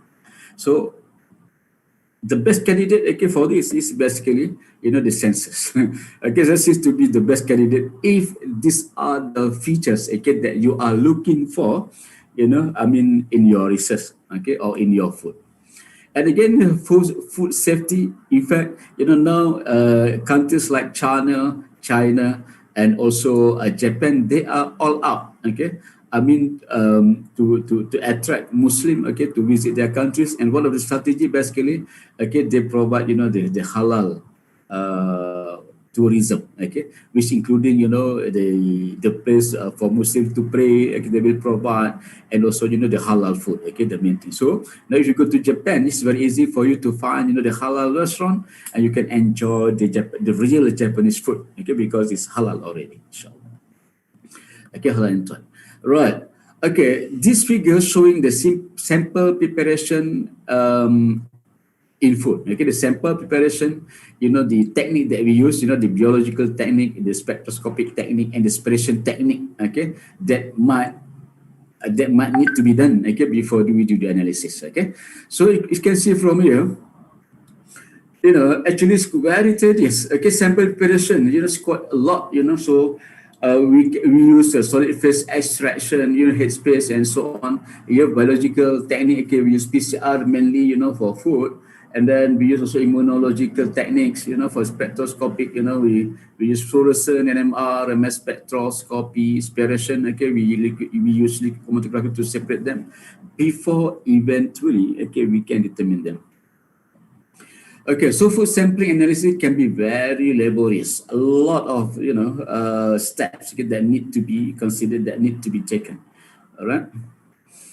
Okay, I want to share with you, some of not that recent, but maybe quite recent application of commercial biosensors in clinical food environment and biowarfare analysis. Okay, basically this is of commercial biosensors. 5 years back, okay, but anyway, it's good info, from it that we can have.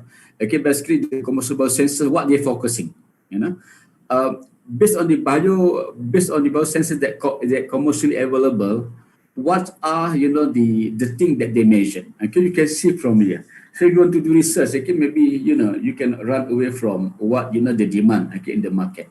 Okay, for instance, in food, okay, they're having all sort of the food contaminants here, like E. coli, very famous one, ethanol, methanol, okay, because we don't want to bring our food to be contaminated with alcohol, okay, for instance, for glucose content, lactose, and so on and so forth. And clinical, in fact, the list even longer. Okay, so you can see, the cancer marker, the cardiac diseases, pathogens, and some the anion and cations, and for biotrack, okay, and also environmental. Okay, so actually very vast areas, okay, of research that you can venture in. Okay, and what's been shown here, basically the commercial biosensors available. Okay. So if I can conclude, for the application section, okay, basically, okay, major areas of sensor development, okay, including food, environment, drinking water, health, enforcement, communication, electronic, industry, and so on.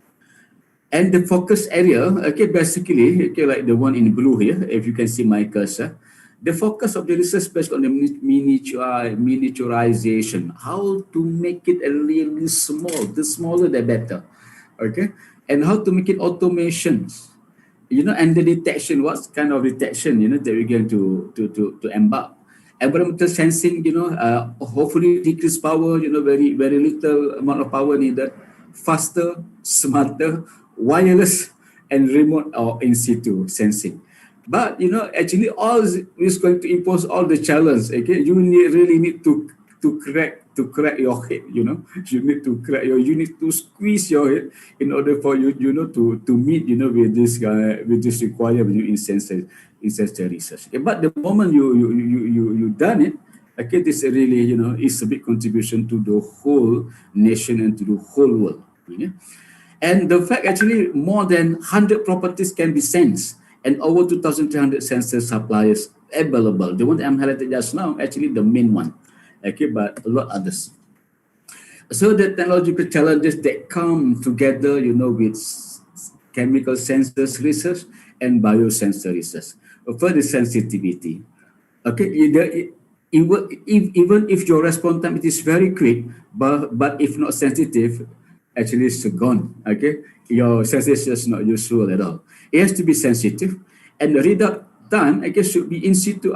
Should be as quick as possible.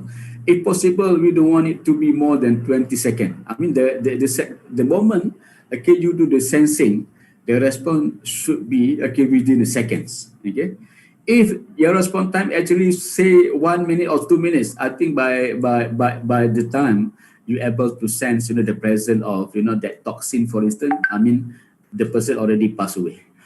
So that's very critical.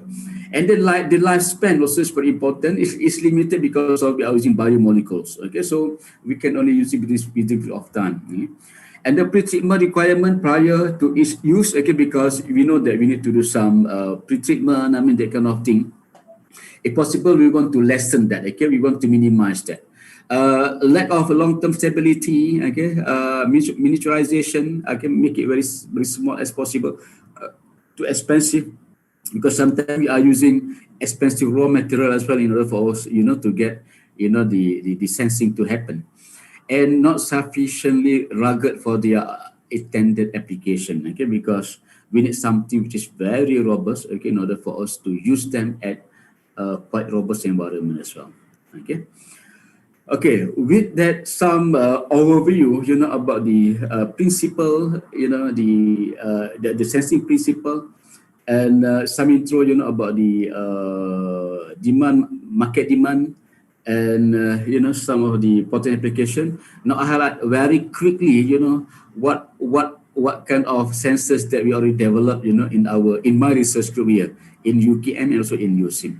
I think from Bambang has been, to both our university in UKM and also USIM. In fact, he's been appointed as visiting professor in USIM, and we consider Bambang as a part of USIM is actually, and also UKM, okay, because actually this is hardcore, as a co-researcher, in this chemical sensor and biosensor research. Right, these are something that we developed quite some time ago. Okay, this is actually, the versatile technology of application biosensor for food quality and clinical environmental monitoring. Basically, what we measure here, basically, the pesticide, okay, pesticide and some other favorite compounds, okay, that available. And we also develop, some biosensor for clinical analysis, glucose and urea. So mostly the one that we develop is based on that time, the technology, is based on the, the skin printed, okay. So what we have here, okay, basically it's like we use it for disposable, so you use it once and then you just throw it away. Okay, apart from that, okay, we also design, the biosensor, for toxicity assessment, okay. So particularly for fish, which is very sensitive to certain chemicals. Okay, that's basically able, to give roughly, the toxicity as a whole, in general, not specific to certain chemical. Okay, this, the one that we developed, for ammonium detection. What triggered us, to develop this sensor, because once of our water intakes plant, it's been contaminated, with ammonia in the river. As a result, that water intake plant has been shut down the operation, for a few weeks. So unfortunately, we don't have, specific method they're able, to tell us, what the content of ammonium. So we come up, with this kind of kits, if you like, and which is very friendly. Apart from that, for formaldehyde as well, in seafood, okay, we developed that, and this is quite interesting. Yeah, I know Indonesians like to eat chili. Mostly, the when you go to restaurant, they will ask, mau pedas pak? Okay, kurang pedas pak? Okay, but what we have here, basically, we have a method. We are having a sensor and biosensor, chemical sensor, biosensor that can detect, the amount of kepedasan, the amount of hotness, of your food, of your curry and so on. It's based on the capsaicin content. And here actually the glutamate, okay, the pirasa, the flavor, okay, in food, okay, normally we call it here Ajinomoto, which is not very good, you're going to lose your hair if you consume this in quite amount, So we also, having biosensor for this. But from it, we also design, the phenol sense, biosensor for phenol, and we publish a few papers on that alone. And basically, you can easily refer that, in the internet. Okay, phenol in the environment, okay. And these are some of the other things. We do not produce any kits, for this, okay, but okay, we also doing some dichlorobos. One of the pesticides that we use in the vegetables. Okay, so this is basically the work, okay, based on collaboration between UNEJ, okay, and also USIM. Okay, of course, the mastermind for this work actually Professor Bambang, and I think this is one of the paper, that's been referred a lot, by the researchers out there, and the statistics for this is quite good. So maybe this is something that they are looking for, in their countries. And ammonia as well, but this one ammonia, we are using different approach. Okay, so this has been published already. This one is focused on oxygen content. Okay, and actually we have some other publication. Okay, you can refer if you're interested. Just key maybe my name. Okay, you will find out some of the article in the journal. Okay, right. So let me, highlight a bit. I don't know whether I'm still, on time, but I'm going towards to the end. Okay, so current trend in sensing sign. Okay, just to highlight. Right. So basically, the trend in the future, okay, will lies more on the on the materials, okay, that we use, the material that we use, okay, and we prefer the flexible material. What flexible? Flexible is easy for us, to maybe to wear, or to implant that, in our clothes. Okay, for instance, maybe you can embed it somewhere, so we prefer something which is flexible, okay. And then the way the data is collected, we also interested, okay, to venture or to maybe to involve on the IoT, Internet of Things, okay, in most of the applications that we're going to use. Okay, let's look what we have. Okay, this article been published about 2 years ago. I found it is quite good, for us to look at it, wireless and mobile optical chemical sensing biosensors. This kind of like a review, okay, by a research group from Croatia. Okay, so you can see from here the trend.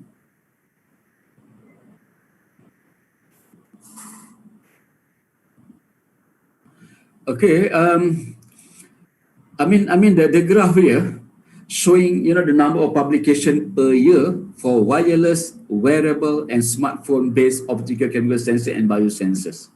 And this is retrieved from Web of Science. Okay, these researchers, okay, they have retrieved, all this data, from Web of Science, and they have clustered it out, So they look at the trend, of the publication per year for wireless, wearable, and smartphone-based optical chemical sensor. Only focusing on the optical, okay, not including the electrochemical.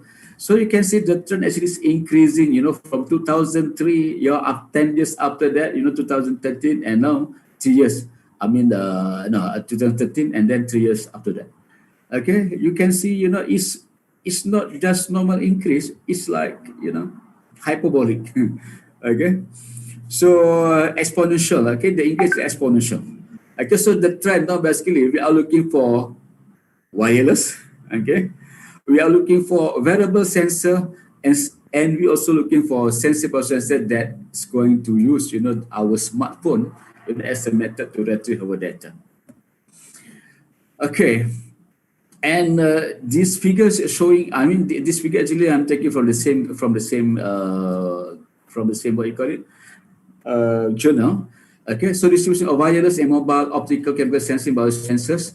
Okay, the A, the application, B, the analyte, and C, the light source. Okay, you can have a look. For application, they focus more basically on the healthcare, and then followed, on the environment, and then, on the food quality. Okay, and then after the sport and others. All right, so healthcare, environment, food quality. And then we at the analyte, okay, that they're interested in. Okay, pH, which is, healthcare, glucose, bacteria, metal ion in food, okay, gases, maybe in food and environment as well, protein. All right. And the sources, the light source that we use, in the design of the sensors, they prefer to use, the trend actually, they prefer to use LED, just single wavelength. Okay, you can only use LED, at that particular wavelength. Okay, but in order for you to do that, okay, you need to do the scanning first, of the sample. Once you know, at what wavelength, okay, that you're going to work with, and then you choose which LED that's going to suit, your work. And then LED what this is going to give, the bigger spectrum, and external, okay, external. Okay? So, and then this follow. But I'm sure, for smartphone, it's going to increase, okay, later on, okay, because we don't know. The data that we have is only up to 2016, okay, but up to now, okay, I suppose, the 7% here for smartphone here is increasing. Okay, these are the examples, okay, on how, the wireless and also smartphone, okay, has been applied, in the sensor. Okay, over here, okay, we having basically in this case, okay, we want to monitor the pH of the wound. Okay, maybe we're having a cut. in our body, and they want to monitor, the pH, of our bone. So we put, some chemical here, okay, some chemical, and this chemical, is going to change the color, from red, from yellow to red and vice versa. Okay, once the color changes occur, so easily, okay, basically, the color changes, the signal, okay, here, it's going to produce different signal, and this can be detected, and we can use actually our smartphone, okay, in order for us to retrieve, the data here. And the second one here, okay, basically the schematic visualization of microfluidic test strip with sample pad and a handle fluorescent reader for detection of cocaine abuse. Supposedly, the drug addict, they do some drug abuse, but here we were focusing on only in cocaine. So we can basically, put, we can embed on the skin, a sensor that can produce, the design that we have, okay, will be able, to produce a fluorescent light, then this can be detected, okay? And we can also use, some portable fluorescent reader, okay, in order for us to quantify, signal that we have here. So these are basically example of, miniature, small sensor that have been applied for clinical application, and we are using, smartphone or portable reader here, okay, in order for us, to get the signal. So the simplest the better. Okay, the simplest the better, and of course, we want the cost to be very cheap as well. Okay, this is actually another review paper that been published, I think, last year. Okay, so 2019, Biosensors and IoT in Smart Healthcare Application, Challenges and Opportunities. If you're interested, you can just simply get, this article, from the internet. Right. This is actually one of the things, again, that we highlighted, in this journal. So which is, to me, this is going to be the future trend as well. Okay, you can see from here. Okay, basically we have the patient here, and of course the patient, okay, normally doctor is going to take, the temperature, the blood pressure, and so on. Okay, the data is there already. But at the same time, this patient also, they're going to stay in their home. So we're also having the data, about the air conditioner, the temperature, maybe the what you call it, the humidity of the room, and maybe some other, the oxygen level, maybe, and this can be sensed, okay? So all this data, okay, can be downloaded, okay, can be downloaded into Smart Bear. Smart Bear actually is kind of software that's been developed, about a decade ago. Okay, so we can use, this software basically, to do more or less like the data processing, like that. And then, we do the interfacing the data that we have here, and some other, what you call it? Some of the data that we can get it, from cloud. And okay, finally, and here, of course, we're having the clinical expert, okay, to verify the data, because we're talking about the patient here. So the clinical expert is going to verify the data, okay, and maybe it's going to look, the suitability, with the data of the place, okay, or the house, okay, that this patient staying at, and finally, okay, for the integration, okay, so we are able, to update, the data periodically, continuously. And then, this could be able to tell, the degree of healthiness, okay, of these patients. All right. So this is really very interesting, and I'm sure, with the advance, in the IoT, in also the miniaturization in biosensor technology, the technology that we use to miniaturize, our sensors, I think this is going to be the trend, in the future for sensor applications. Not only for the biosensors, but also for the physical sensors as well. Okay. So apart from the Internet of Things and smartphone and so on, the future trend will also look, at the material that we use. And of course, nanomaterial is one of the things that you cannot run away.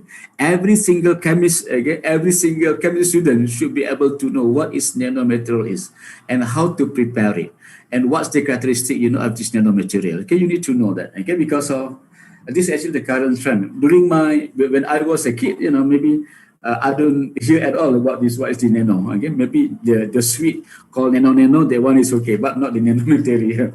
Okay, you can see from here, I mean for the nano, particularly, for the electronic devices and the photonic devices and even for biosensors devices, okay, it's very vital.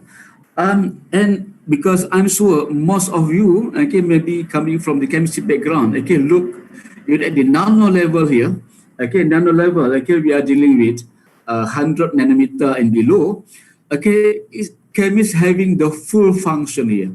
Okay, you are the one that's supposed to know, what really happened at nano level, yeah, all right? So like the complexity of the chemistry that happened in the nano level, the supramolecular of the chemistry, because you can start developing that into becoming, the nano, and then the functional molecule, okay, that you're going to design later on. If you understand this fully, wow, okay, it's very easy, for you to play around. It's like playing a game, okay, play around and to make your own sensor in the lab, okay, mashallah. All right. So, well, I mean, the future, you can see, the timeline here, okay, the years, okay, 1960, okay, basically we are considering with, not nano yet, but in the near future, you can see from here, the hybrid, the integrated, okay, the integration, exploitation, the exploitation of biological principle and physical law and chemical properties is going to happen. So if you are having very good chemistry fundamental and your biological also is very good, okay, I think you are the best candidate, okay, to be the researchers in biosensor in the near future. Right. So as nano, I think you know about this. Just highlighting. It says, I mean, particle or the material smaller than 100 nanometer, and actually we're talking about down to molecule, and atom. And that's why this is very interesting. You can play around. You can put wherever the atom that you want. Okay, and now even the instrument also available. Okay, for you to detect the location of the atom that you move. Okay, for instance.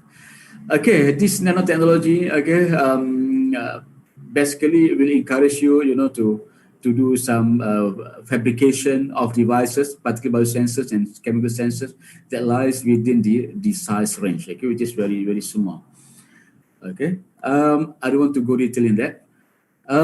Apart from that, when you're dealing with nanotechnology, you can run away, okay, but you need to work, in multidisciplinary mode of field. You need to collaborate. If you are not good, in many areas, you're only good for, in chemistry and maybe a little bit of biology, for instance, like me, myself. Okay, you need to collaborate with others. Okay, you need to collaborate with engineers, you collaborate with physicists, you need to collaborate with maybe physicians as well, okay, in order for us, okay, to develop, sensor, for that. Okay.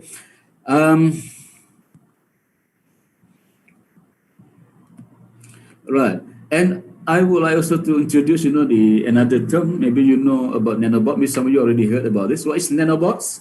Like, of course, the word nano because of the size it is nano.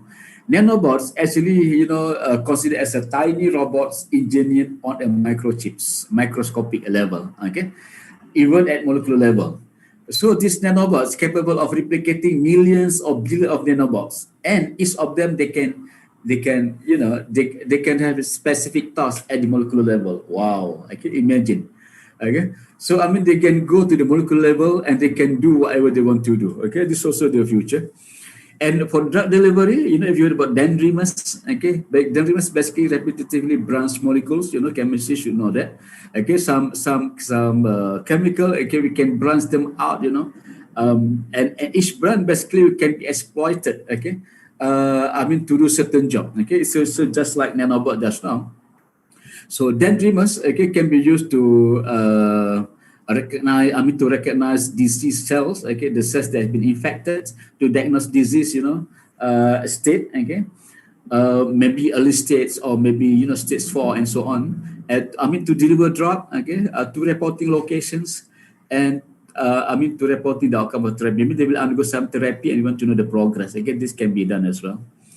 And nanofilm, okay, maybe the what you call it, the application, in industry, in transport industry, maybe it's very wide. Okay, but this can also be used, for sensor for biosensor applications. All right. Well, even though I know that Professor Bambang is going to do mainly on the COVID-19, but I want to share with you, three reviews that I managed to go through, and this is being published very recently. September 2020, just last month, is still hot. From the oven, still hot from the oven. Biosensors frontiers in rapid detection of COVID-19. All right, very recent, September 2020. And basically, this is a review on the current diagnostic methods, limitation, advantages of biosensor-based diagnostic over the conventional ones. So they just compare based on what being published, and we know that the outbreak of COVID-19 is only last year. So I mean now many researchers already embarked in this work, and I think very soon our journal will be flooded with publication articles on the COVID-19. Right. Some of the things that been highlighted in this article, basically the SARS-CoV-2 or other name for COVID-19 detection biosensors. This is the COVID-19 virus. Some of the method that can be used, the CRISPR Cas-based RNA, this is the term. This is actually the term that they use. I can't remember the short form of it. But it seems it's going to be the next trend. I think you need to Google. I Googled just what I forgot. The short form of this. And then Aptemus, combined, with the aurum, gold nanoparticles. Also can be used. This is some of the platform that can be used. Electrochemical, again using the gold nanoparticles. Graphene, FET based, silicon nanowire, plasmatic, and also plasmatic photothermal, thermal, and again using the nanoparticle, which are available commercially. So these are basically some of the platform that can be used to detect COVID-19, and this being published by some of the researchers. But some of them is not really going into detail. Some of them just discussing the characterization and then highlighting the possibility for this material to detect COVID-19, but not really into that full characterization yet. So the opportunity is still there for us to explore, and for us to come up with maybe some new design to detect the COVID-19. Another reviews. This mini reviews I call it because of I think the number of papers that have been used, even though more than 70, but the actual paper on the COVID-19 I think is less than 10. Development of point of care biosensors. So you can see from this the focus on the point of care. All right.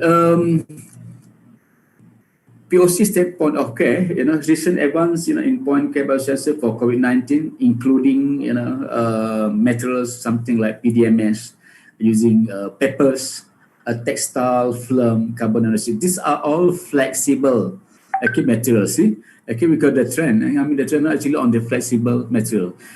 During my PhD, for information, I got my PhD in 1994, long time ago.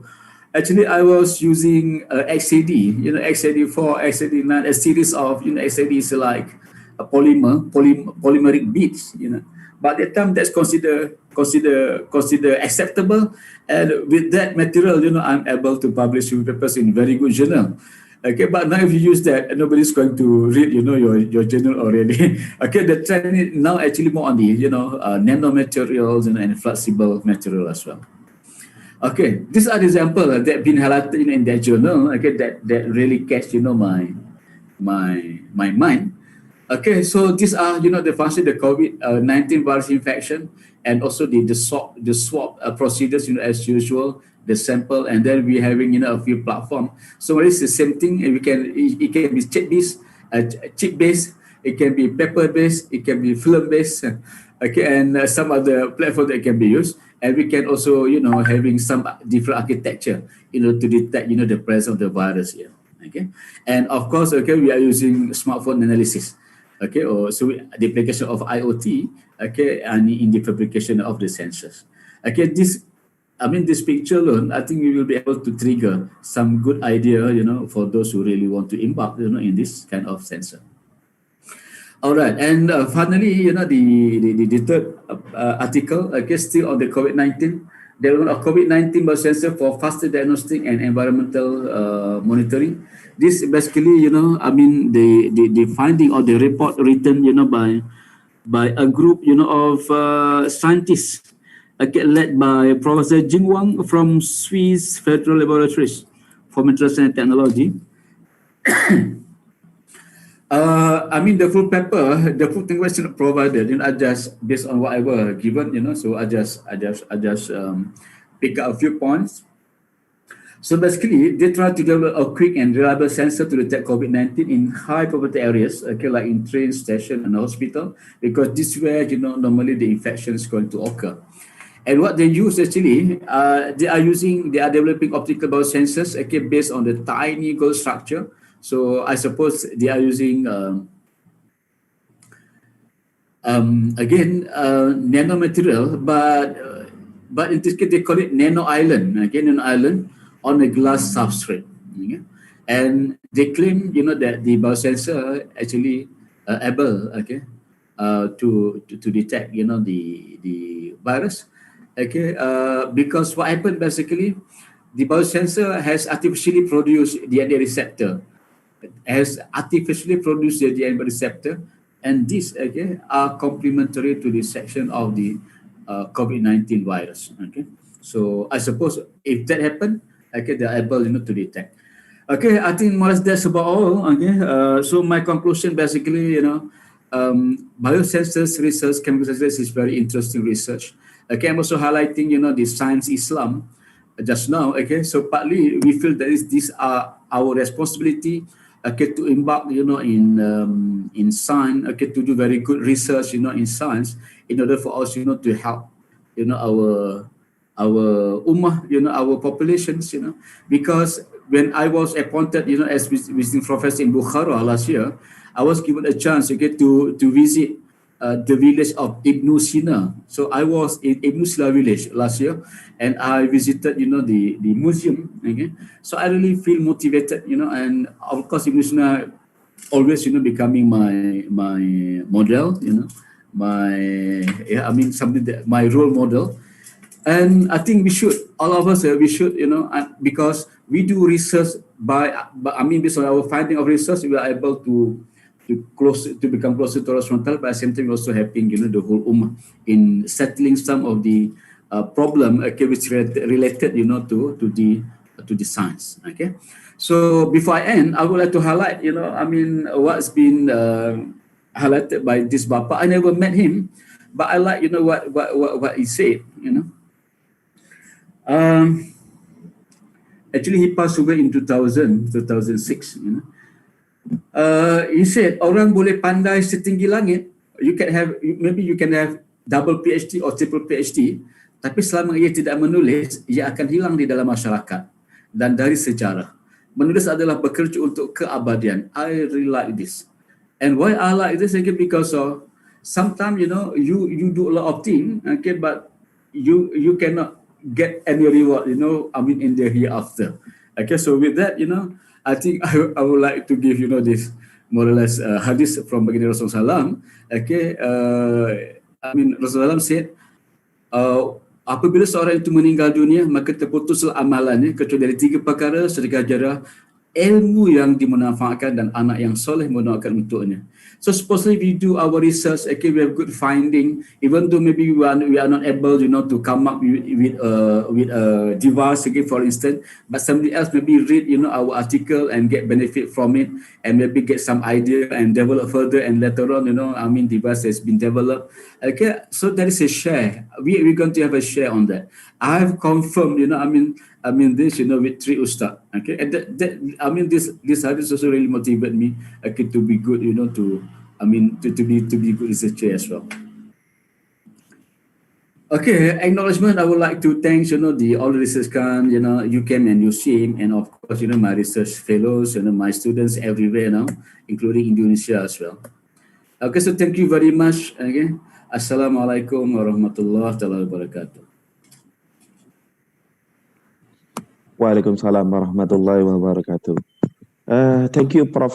Datuk Dr. Musa Ahmad, for a very good presentation. Not only we have insight our chemical and biochemical sensor, but also we have some knowledge about Islamic knowledge and everything. Thank you, Prof. Musa Ahmad. And to all participants, the PowerPoint material will be sent to you by email by the committee.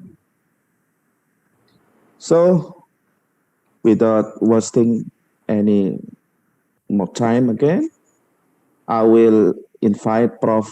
Dr. Bambang Guswandi to give his lecture. But before Prof. Bambang Guswandi give his lecture, I will read the curriculum vitae of Prof. Bambang Guswandi.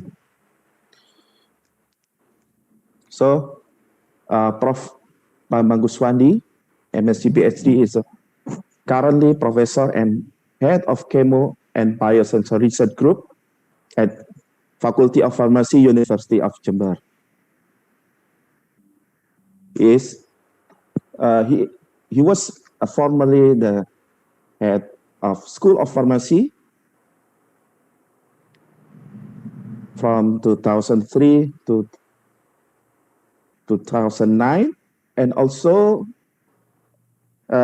he was formerly the Dean of Faculty of Pharmacy of University of Jember from 2009 until 2014, if I'm not mistaken.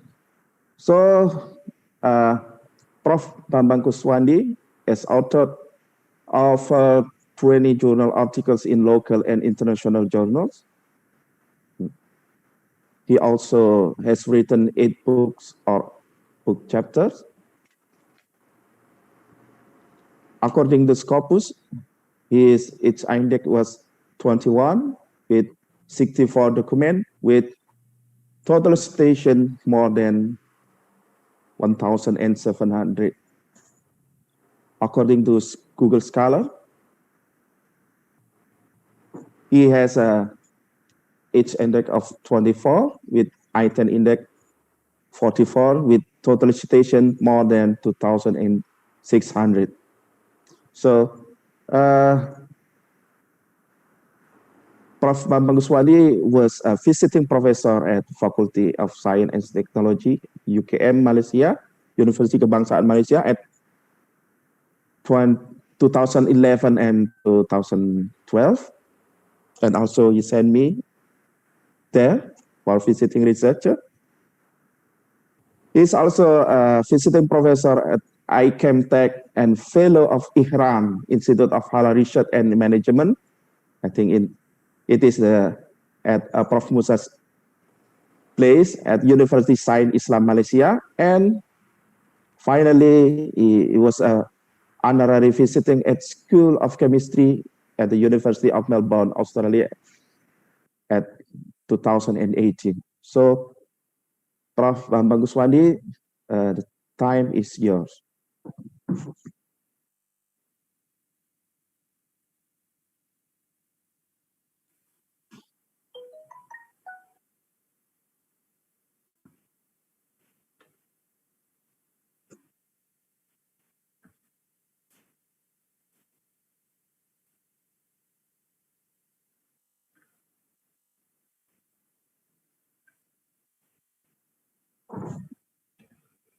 Assalamualaikum warahmatullahi wabarakatuh. Waalaikumsalam warahmatullahi wabarakatuh. Okay. Alhamdulillah, you hear my voice, right? Right. First of all, I would like to thank to the committee, especially the ISDB, Islamic Development Bank, University of Jember, who support this webinar series, and also thanks to moderator who introduced myself.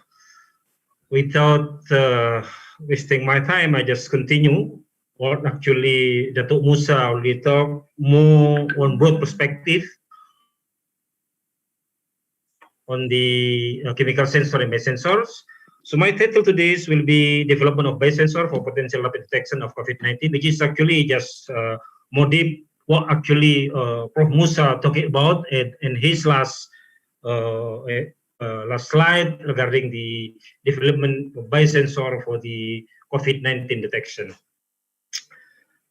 So this is my overview of the talk today. Is what is biosensor? Actually, this is already answered by Prof. Musa, and also the principle how do biosensor works, type of biosensor, application of biosensors, and especially when we use for detection of COVID-19, which can be used in classical method, which is actually Dr. Musa already talking about, which is the bioanalysis, or people now call it the biomolecular test. And the other one, which is actually we focusing on the biosensor, is the serological test or rapid test, which is mainly that we would like to talk today, besides of the broad perspective that Prof. Musa already talked, the possibility to use biosensor with various format. I just focusing on the rapid test on the immunosensor, which can be many alternatives actually. One of them is lateral flow immunochromatography, or lateral flow assay, which is people call it immunochromatography, and the other you could also using ELISA, enzyme-linked immunoassay, and the other one of the also that Datuk Mus already talking about is the SPR, surface plasmon resonance. And the most important thing at the end we will discuss about the accuracy and also the future prospect of this biosensor in COVID-19 detection, and some conclusion regarding the chemical sensor biosensor development, in particularly for the SARS-CoV-2 detection. Before I go further into the biosensors concept and application, I just quote the Paul Ehrlich, the Nobel Prize winner in 1980, in 1908 in physiological of medicine, pioneer in the field of hematology, immunology, and the father of chemotherapy, which is actually they mainly work on the immunology actually. He said that molecules do not act if they are not bound. So this is the idea of the biosensor. When we would like to detect the biomolecule, even the virus, we should bound the virus with something that's specific that can be bound with that virus. And then the other thing, other Professor Emeritus in the Biochemical Engineering from Duke University, USA, Friedman, they said, and the Biomechanical Engineering in December 2001, quite a long time ago, they said that an important player in the 21st century engineering will be the bio-traditional engineering, the recipient of traditional engineers training and modicum of exposure to life science. So actually, the merge between the engineering side with the biological or bioscience will be predominant in the 21st century, actually in our today's era. So I just moved to the biosensor. Actually, I'm not repeating again that Prof. Musa already gave or talking about in his lecture. I just move on to the, but just highlighting some of them. Let's say the biosensor here, we can say that the bioreceptor and transducer. So you can put any type of the bioreagent and any kind of transducer that they use to detect the biochemical reaction. So it is some of the principles that actually many of my students are already familiar with this, but I just highlight this again, how the biosensor work, which is using the recognition layer or the bio recognition element or bioreceptor in here, and then to produce the signal, which is the transducer. It is some of the bioreceptor that can be used starting with the antibody, cell, enzyme, nucleic acid, tissue or microbe, or MIP, molecular infiltrate problem, or even the Prof. Musa already talking about is the aptamers, the DNA that we designed to certain target, even for the virus as well. So the transducers can be used like electroactive substance, the pitching, heat mask, and other type of the transducers. So this is just the, as give you this the most common that we use in developing biosensor as the recognition layers, enzyme, and DNA antibody, cell and tissue, and also the transducer can be used optical, piezoelectric, electrochemical, calorimetry, and so on that can usually employ in many biosensor development. So the most important in biosensor is the biotransducer actually, which is actually the links between the recognition transducer component in a biosensor system. So that this will be consist to that immobilized or intimately coupled part of biorecognition layer and physicochemical transducer which acting together to convert biochemical reaction to become biochemical signal to electronic or optical signal. So there is some of the transducer, especially when you talking about the optical, there are many various possibility, including the colorimetric. Actually, Dr. Musa already talking about these transducers, and of the type of the biosensor, we can actually refer to type of the bioreceptor. For example, when you're using enzyme, we can call it the biosensor enzyme biosensor. When we use the microbial, for example, then we can call the microbial biosensor or DNA biosensor. When we're using DNA antibody biosensor, when we're using antibody, which is usually or more familiar, we call this type of biosensor as immunosensor. And also we could put the transducer. So when you're using electrochemical, then you can put the electrochemical enzyme biosensor. By using this term, people will know that you will use the enzyme as your bioreceptor and the electrochemical as your transducer, how to detect the signal. And also you can put the optical when you use the optical, for example, optical enzyme biosensor. And the most important, which is the difference between the biosensor approach with the bioanalysis in general, usually the type of immobilization, which is when you talking about the bioanalysis, even the molecular test, for example, they are not involving the immobilization of the reagent.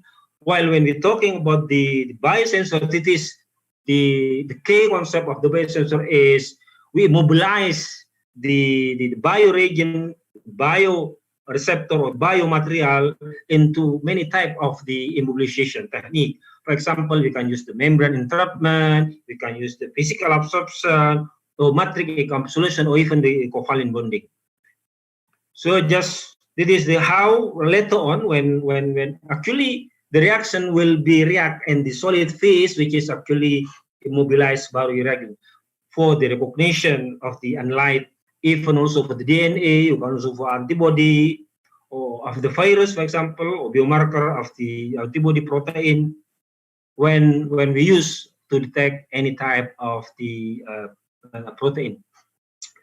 So this is actually Prof. Musa already talked. I just highlight some of them. Let's say they should have the linearity, sensitivity, selectivity, and response time, which is actually the linearity should be broad, the sensitivity should be sensitive enough, even the very low concentration of the analyte, and selectivity just only focus selective for one analyte that we use as a target of the analyte. And the other response time that almost already told us that the faster will be the better, maybe within a second or maximum 1 or 2 minutes, for example.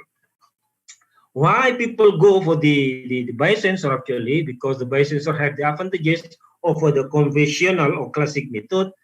For example, the specificity, rapid response time, simplicity, sensitivity, and regenerability. So by using the type of the biochemical reaction, we could say that the type of biosensor can be classified into 3 types of the biosensing. For example, if catalytic biosensor, affinity sensor, and also the metabolic sensor, which is actually the type of the biosensor actually. For catalytic, for example, we use the enzyme. The affinity, we can use any type of the DNA or affinity-based reaction, for example, proxy test and metabolic sensor. Because maybe you already heard the azan, so I'll wait for a while to hear the azan for the 5 minutes, and then after we can continue.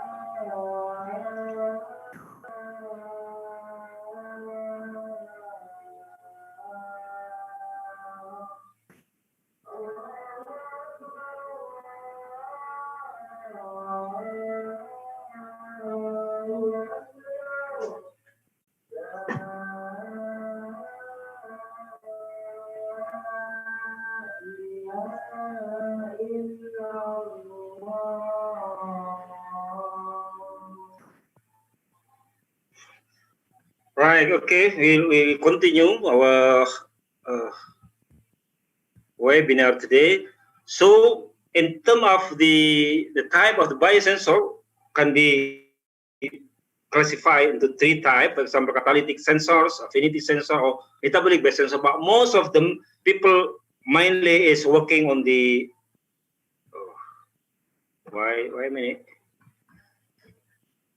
Why my slide cannot, okay, I just stop my share again, and then share my, hopefully it could be work. Why? Oh, my dear. I cannot move my presentation. Actually, we can see your PPT, Prof. Bambang. Yeah, no, the problem is I cannot move my slide. So, wait a minute. So, okay, I try to stop share first, and then maybe I should check my whether what problem with my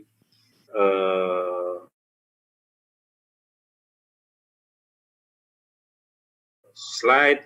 Actually, okay, should be okay, right?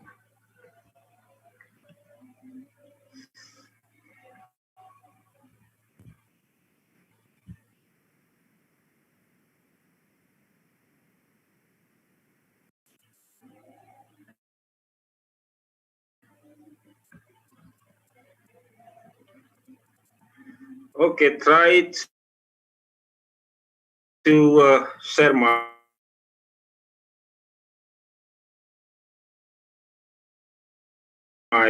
screen again. Hopefully it could be work. Where is my slide?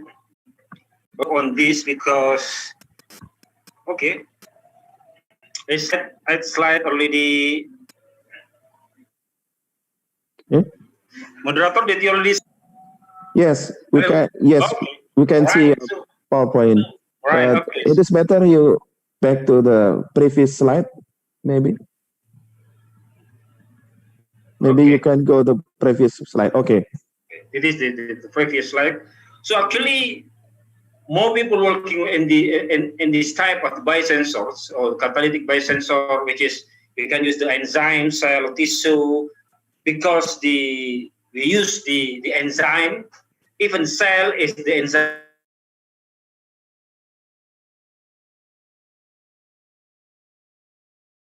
inside the cell as the catalytic biosensor, and also we could use the affinity biosensor because the reaction inside the biochemical reaction, even antibody and in aptamer, which is a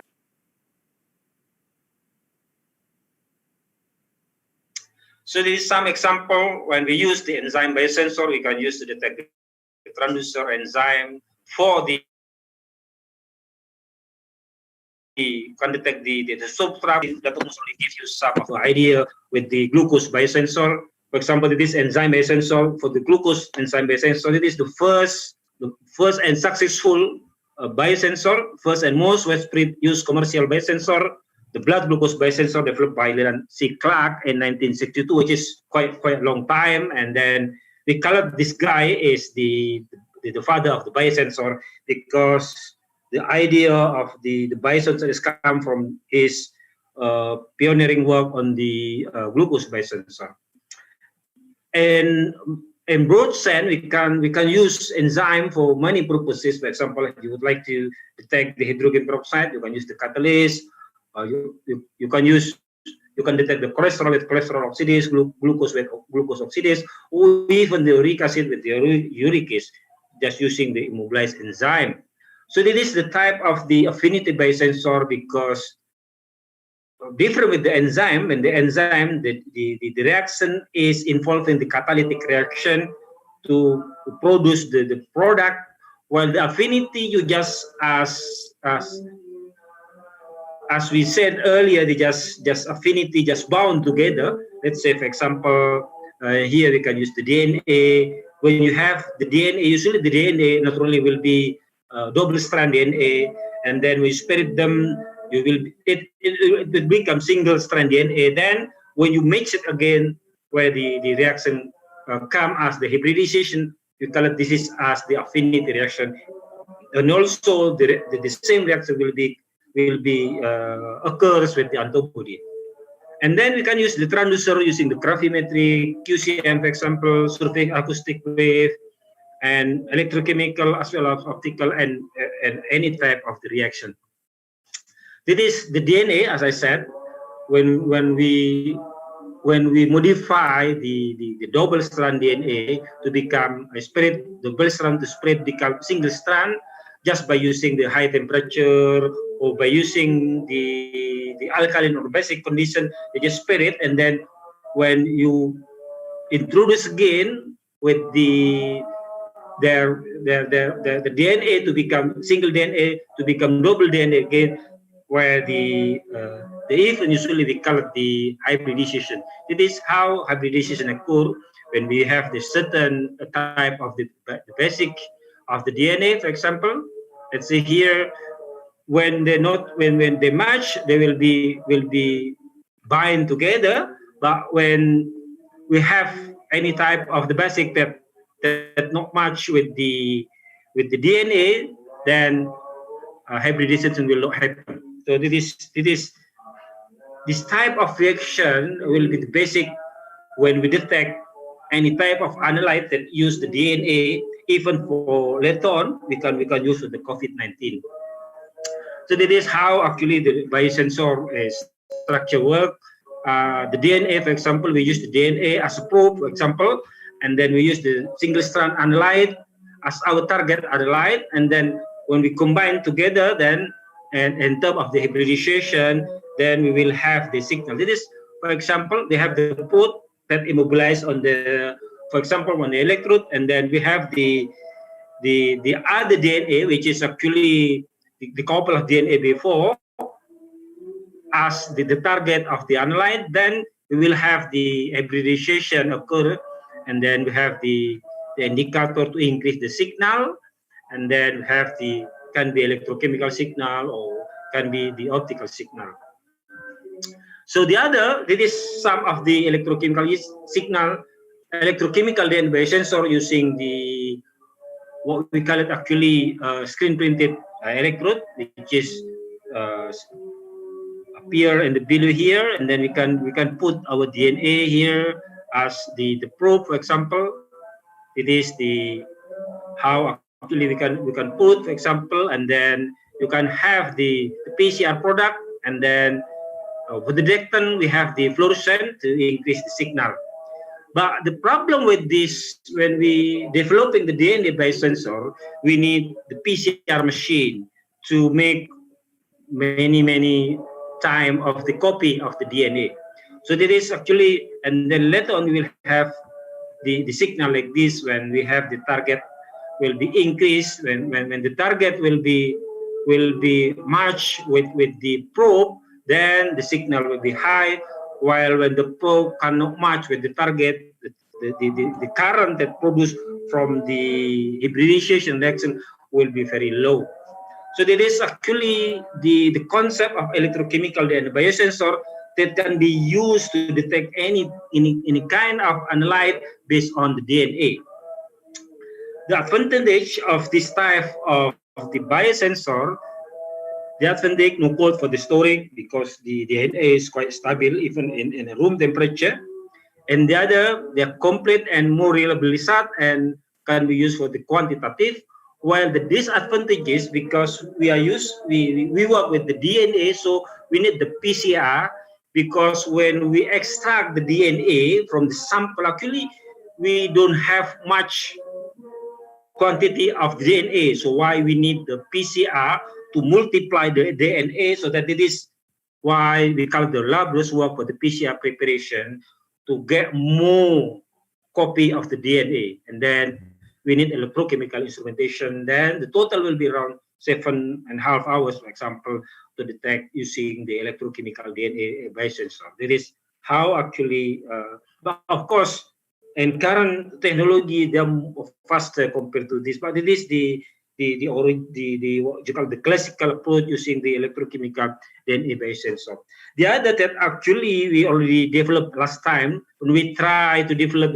We are working with Prof. Musa on the detecting the pork in meatball, for example. We can use the DNA of the pork, and also by using the DNA of the pork and then using the probe, the DNA also from the pork, then by adding with the, as actually Dr. Musa talked about the nanotechnology, you can put the gold nanoparticle, for example. The gold nanoparticle can be attached with the single strand DNA, and then when because we're using this one pork DNA, then when the sample contain pork, let's say inside the meatball, for example, or other type of the meat that we suspected to contain any type of the pork, for example, then when the DNA are already extracted, and then of course we need to multiply with the PCR while the PCR already needed, then they will have the hybridization again, and then when there are no non-target DNA in the sample, the color, why I call this method is colorimetric detection, the color will be still red as gold nanoparticle already, right? But when nanoparticle already attached with the double-strand DNA from the hybridization of the pork meat that already extracted the DNA, then they will have the aggregation. We call it this phenomenon as local surface plasmon resonance, which is changing the color of the gold nanoparticle to become little bit what you call it like bluish color, for example. And then by changing the color, the spectra also different. By using this type of the food, we could determine how many, or even we could differentiate which one is already contaminated with pork from the non-contaminated from the frog. So by combining the nanomaterial, as actually Dr. Musa already talking about, we could develop what we call actually nano biosensor using the nanomaterial by combining with many biomaterial, protein, enzyme, peptide, antigen, or antibody, neuron, DNA cell, and then by using any type of the common use in biosensor, then because we already use the nanomaterial, then we could say the nano biosensor as I introduced earlier. So in application, actually, Datuk Musa many work on this, and also they give many example and application. I just divide in two type of the application. First, clinical and non-clinical, because we would like to go to the COVID-19. And then clinical, you can apply with N5O, in vitro, single shot, and multi-analysis, as well as implantable at short term, and many things. And this some of the give you the idea how actually the biosensor applied in the clinical application. So in terms of clinical application, actually doctors is really need this, because doctor cannot give correct diagnosis without any support from the clinical analysis. And then some of them, the device that usually used in clinical analysis is biosensor. Because why? As I said earlier, because rapid and maybe cheap and also low tech. We can also attach them with the, as Datuk Musa said, can be attached with our smartphone, and even can be done by the technician or even with the patient itself. And then can be also support for N5O operation and other purpose in clinical application. And one of the what I say is the most successful of the biosensor product is commercial glucose biosensor until now, because until now also the diabetic still increase, as well as other degenerative diseases, which is also need some of the biosensor, but the most successful is the commercial glucose sensor, starting from enzyme electrochemical sensor now to become non-enzymatic electrochemical sensor. There are many. There is some of the example of the glucose monitoring. And also one of the most what you call it popular application of biosensor is pregnancy test, where they detect the HCG protein in urine to detect whether some of women already pregnant or not. And also infectious disease biosensor, which is actually type of the biosensor that our rector already talking about genos, which is they just using the, what you call it, the volatile compound that came from the COVID-19 patient, which is actually still in development, but hopefully within 2 or 3 months, because it is the developer is close friend of mine, the Dr. Quatriana, which is actually the development based on semiconductor devices that sensitive for volatile compound, and also combined with the artificial intelligence to give interpret the pattern resulted for the COVID-19. Let's go with the SARS-CoV-2 structure. It is how actually many people are really familiar with this type of virus structure, which is they have the spike outside here, and also the nucleocapsid and the membrane and the envelope, the srRNA, which is around 30 kilobyte in length, and also this type of the nucleocapsid and gene sequence, and also from the SARS-CoV coronavirus, and also from the detecting or FAB spike and envelope. So we can play around with this type of the gene sequence to detect whether the virus already infected in someone. So beside we could detect the virus directly using many virus fragments that possibility can be detected. We can also use our humoral immune response against SARS-CoV-2 that can be also detect in our blood, or even when we're using our swab, using saliva or saline, so that actually two approaches can be proposed to detect the COVID-19, which is actually, sorry. Before we go, actually, I just give you an idea. Actually, the SARS-CoV-2, the virus is the size of this virus is around 50 to 100 nanometers, which is when we earlier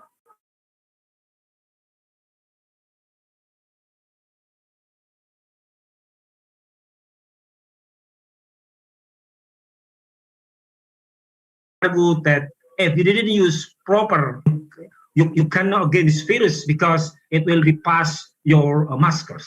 So why many people now developing certain masker? It is the what you call it, the medical masker will be quite enough, even around 95%. But of course, N95 will be the best one. But now the new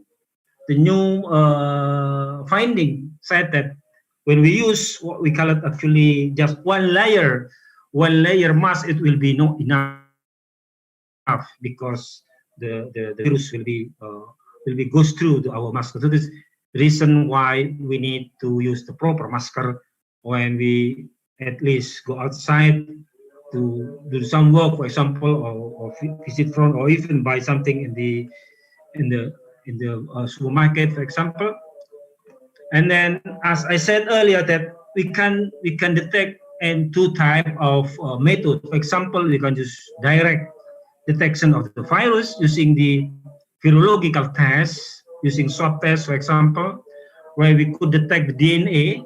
We cannot detect the virus except we detect the DNA because the detection will be only really on the DNA that the virus is the COVID-19.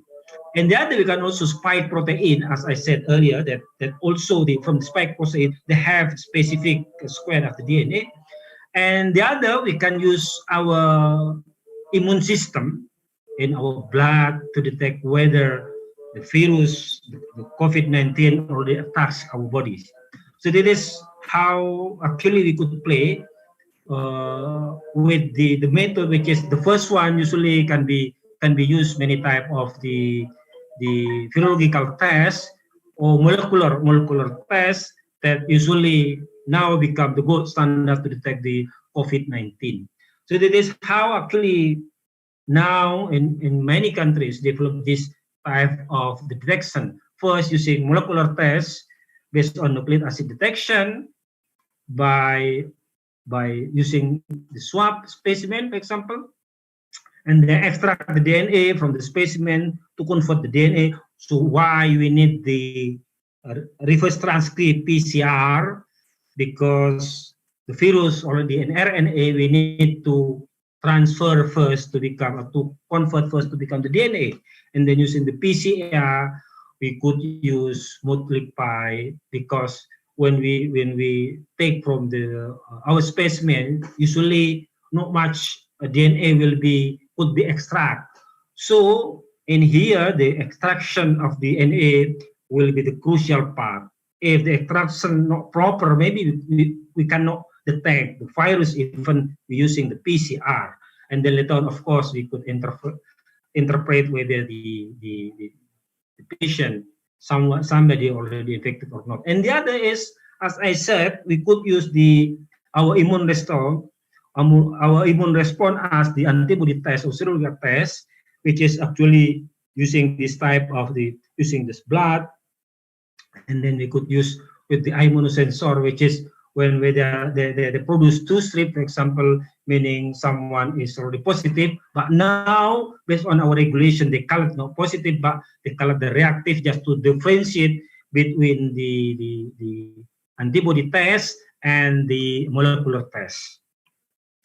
So how actually we actually we use this type of the approach actually.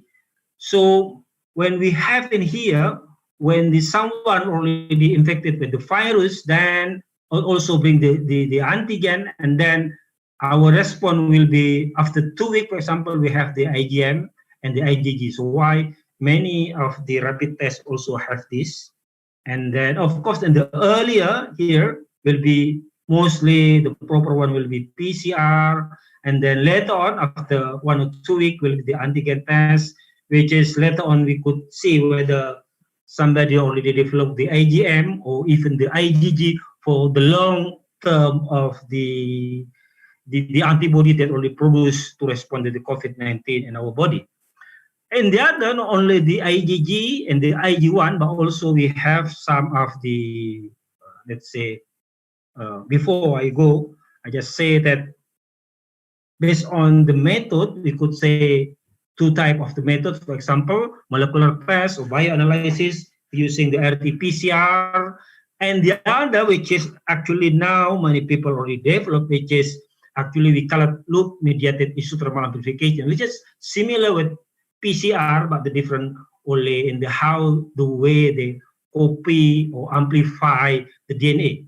And the other using the immunosensor, which is we call it the antibody sensor or rapid test. They usually call it lateral flow. It can be used as a handheld single-use assay, providing result for individual patient in short, around 15 minutes, for example. And the other is enzyme-linked immunosorbent assay, which is quick technology and simple assay that are easily read and offer relative high throughput, similar with the RT-PCR. One of the advantage, we can also running 99 sample inside our ELISA, for example. And the other, which is some of the research in Indonesia also developed, which is SPR. Similar using the immuno, using the antigen antibody reaction, or using antibody reaction with the antigen, or the other way around, we can use the antigen to detect the antibody. And then they develop using surface plasmon resonance, a simple but less developed testing until now. We didn't heard the progress of this currently of this development in Indonesia. So the RT-PCR now become really, people say, as a golden standard, which is this instrument widely used in research and medicine, detect genetic information. So why? Because the virus is very small, around 15 nanometers, and only we can to make sure that we already detect the virus just only using the DNA as the information. In order to coronavirus to be detected using PCR, as I said, it need to convert RNA to DNA, because the virus has RNA, we convert from RNA back to DNA using color transcript by the addition of reverse transcript enzyme.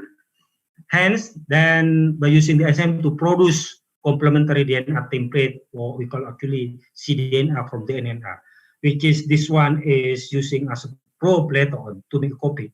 This is due to only DNA can be copied or amplified with a key part of the RT-PCR process for detecting the virus, because the RT-PCR cannot directly make copy of RNA, should be go to what we call actually cDNA or complementary DNA template box. And the other, later on, when can be used for the COVID-19 directly to detect the presence of the virus RNA that already attach our body. And then, of course, usually need 3 or 4 hours because we need some of the step for the DNA extraction. For example, the PCR will itself for detection will be fast, but the copy the extraction will be the, what you call it, the crucial step in detection of the virus 19 using the PCR.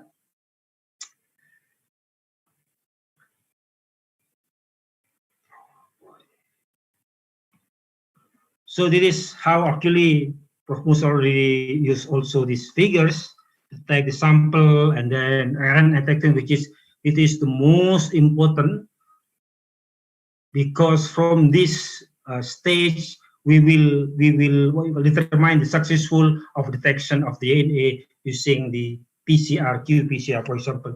Usually, based on this procedure, when the cycle, a positive test will cross a threshold level of fluorescence within 40 repetitions. The copy will be, the cyclist after 40 cycling it should be goes like this.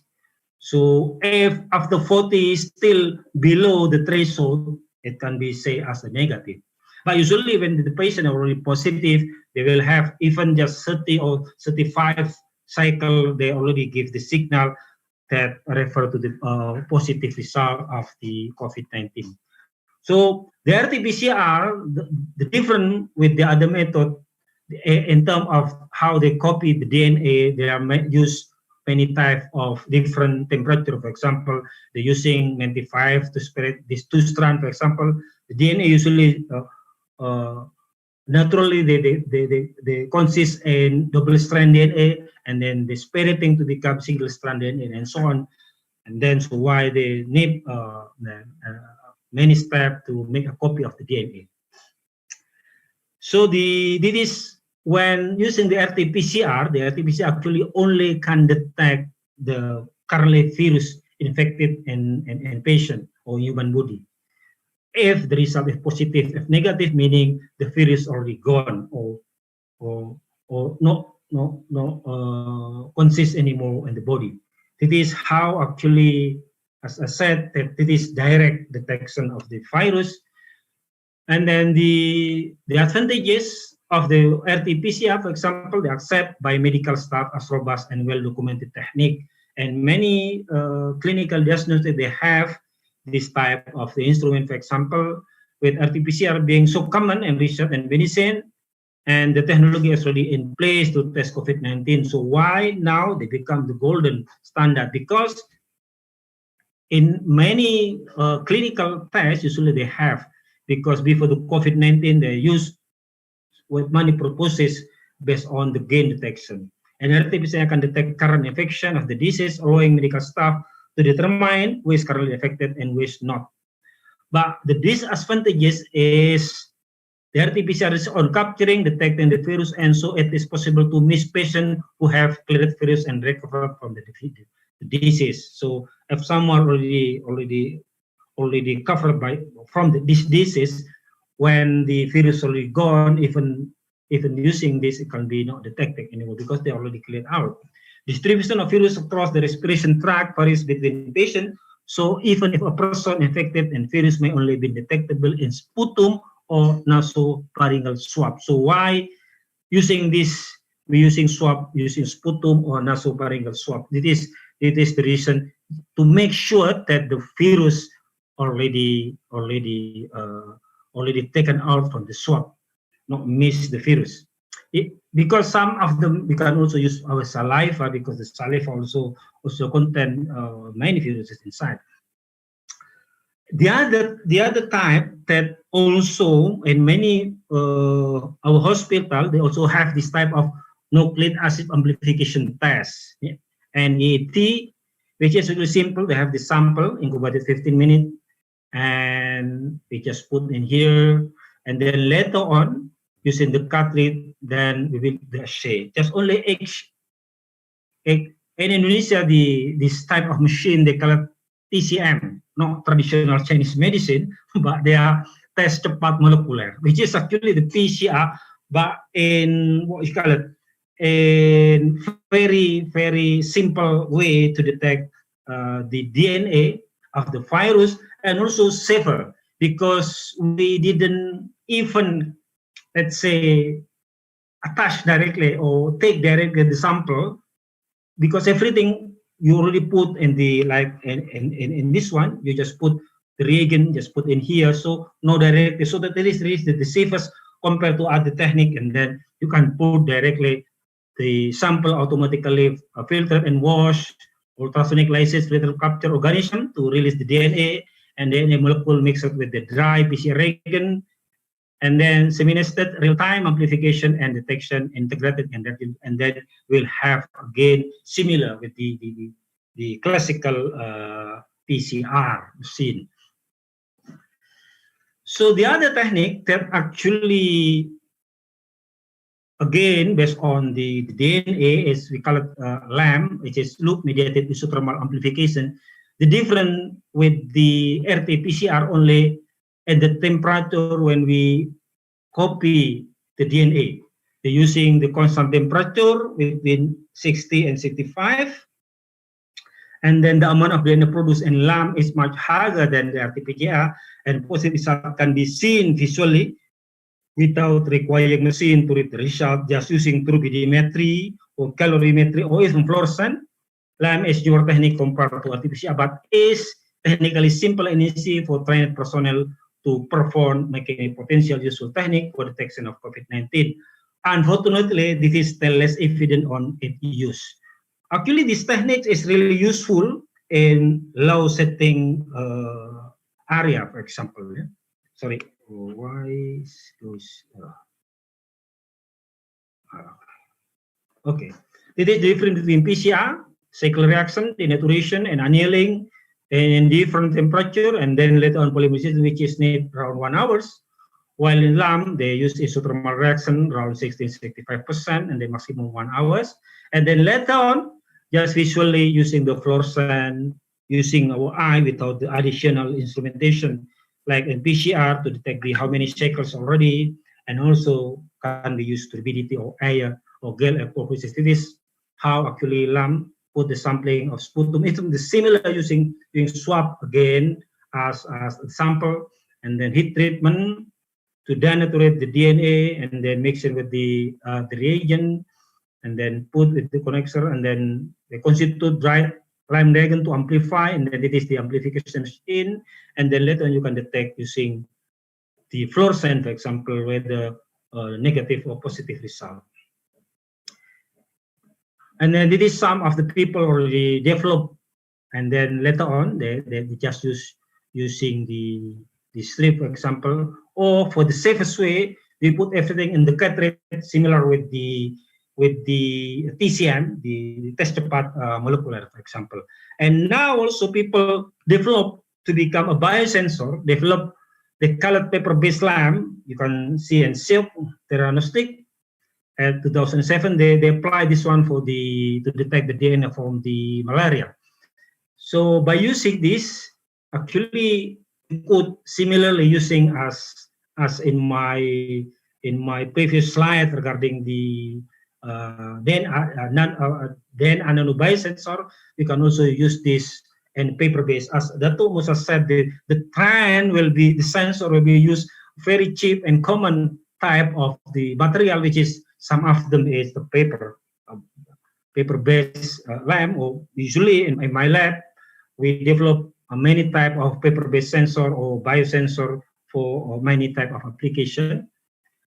And then of course lamp is highly sensitive, and it is performed on sample from infected part of the body while an active infection is occurring. Positive result currently infected by the virus, similar to PCR. By negative, of course, the virus is not present, or maybe too early. It's not enough virus in your swab, for example. And when test results are negative, new patient sample are taken a few days later to reduce the chance of increasing and infected person. And also only detect when active virus is present, meaning, of course, how you also collect the sample is the crucial part in obtaining the good result of using lamp.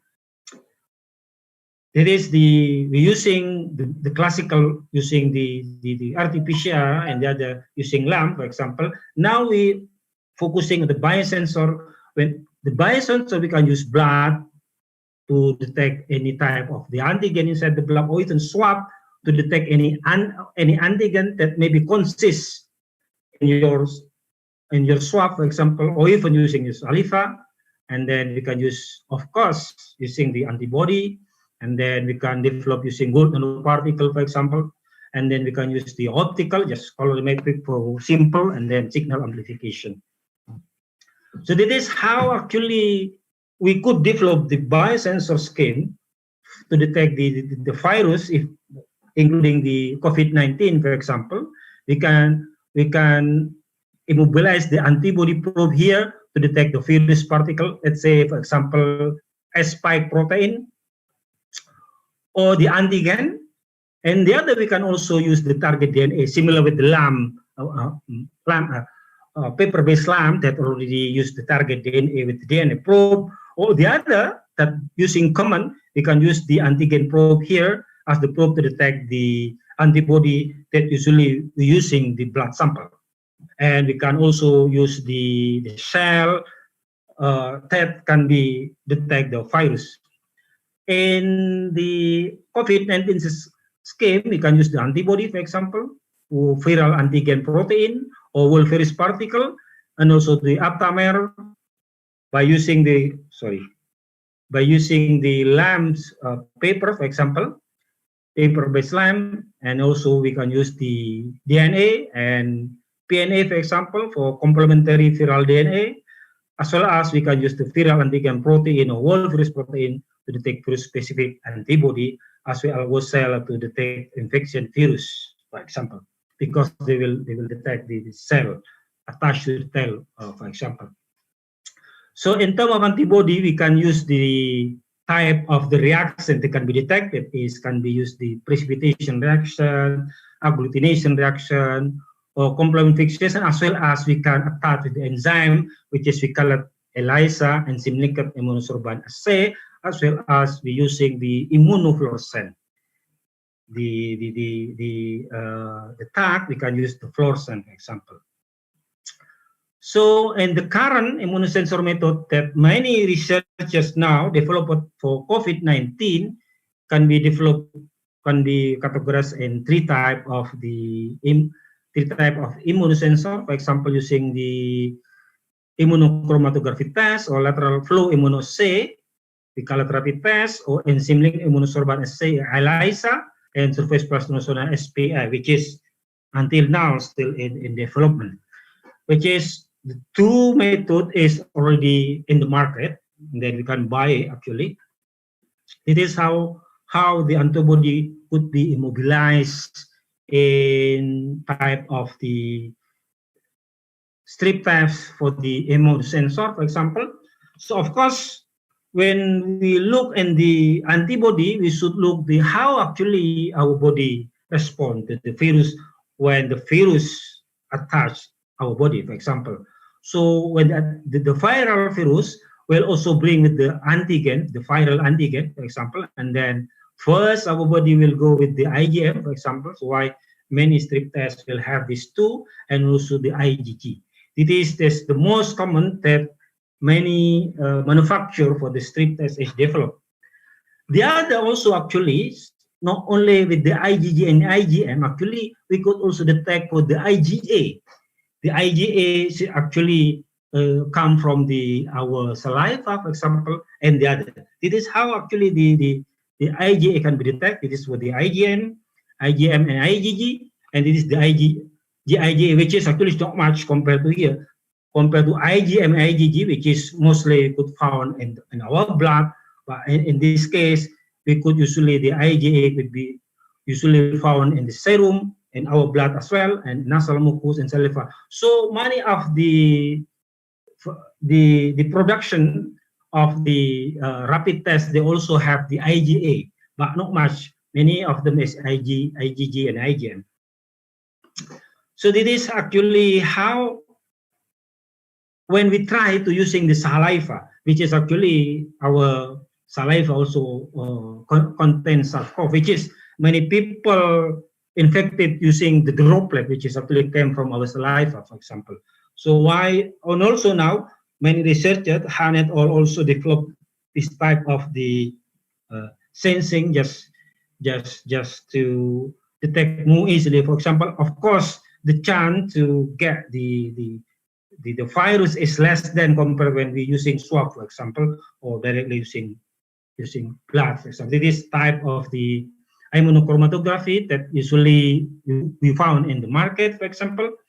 And it is how they actually work when we put the blood sample, for example. Let's go here, and the part of the strip test, and then go to conjugate reagent, which is you already put the antigen, for example, because you detect you put the antibody, and then there is the antigen of the virus, for example. If you would like to detect directly the virus using the antigen, for example, and then it goes here, and then we put the capture reagent using the antibody, for example, and then later on, then when we have the the bound, like the affinity here occur, we're using certain marker, for example, using gold nanoparticle, then the strip will be appears. So this is how actually the structure that mostly used in the immunochromatography. So you can also see in our book chapter, for example, fund and application of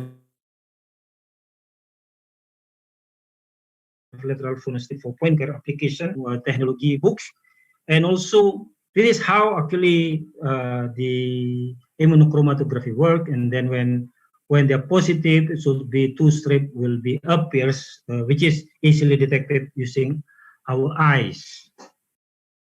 And then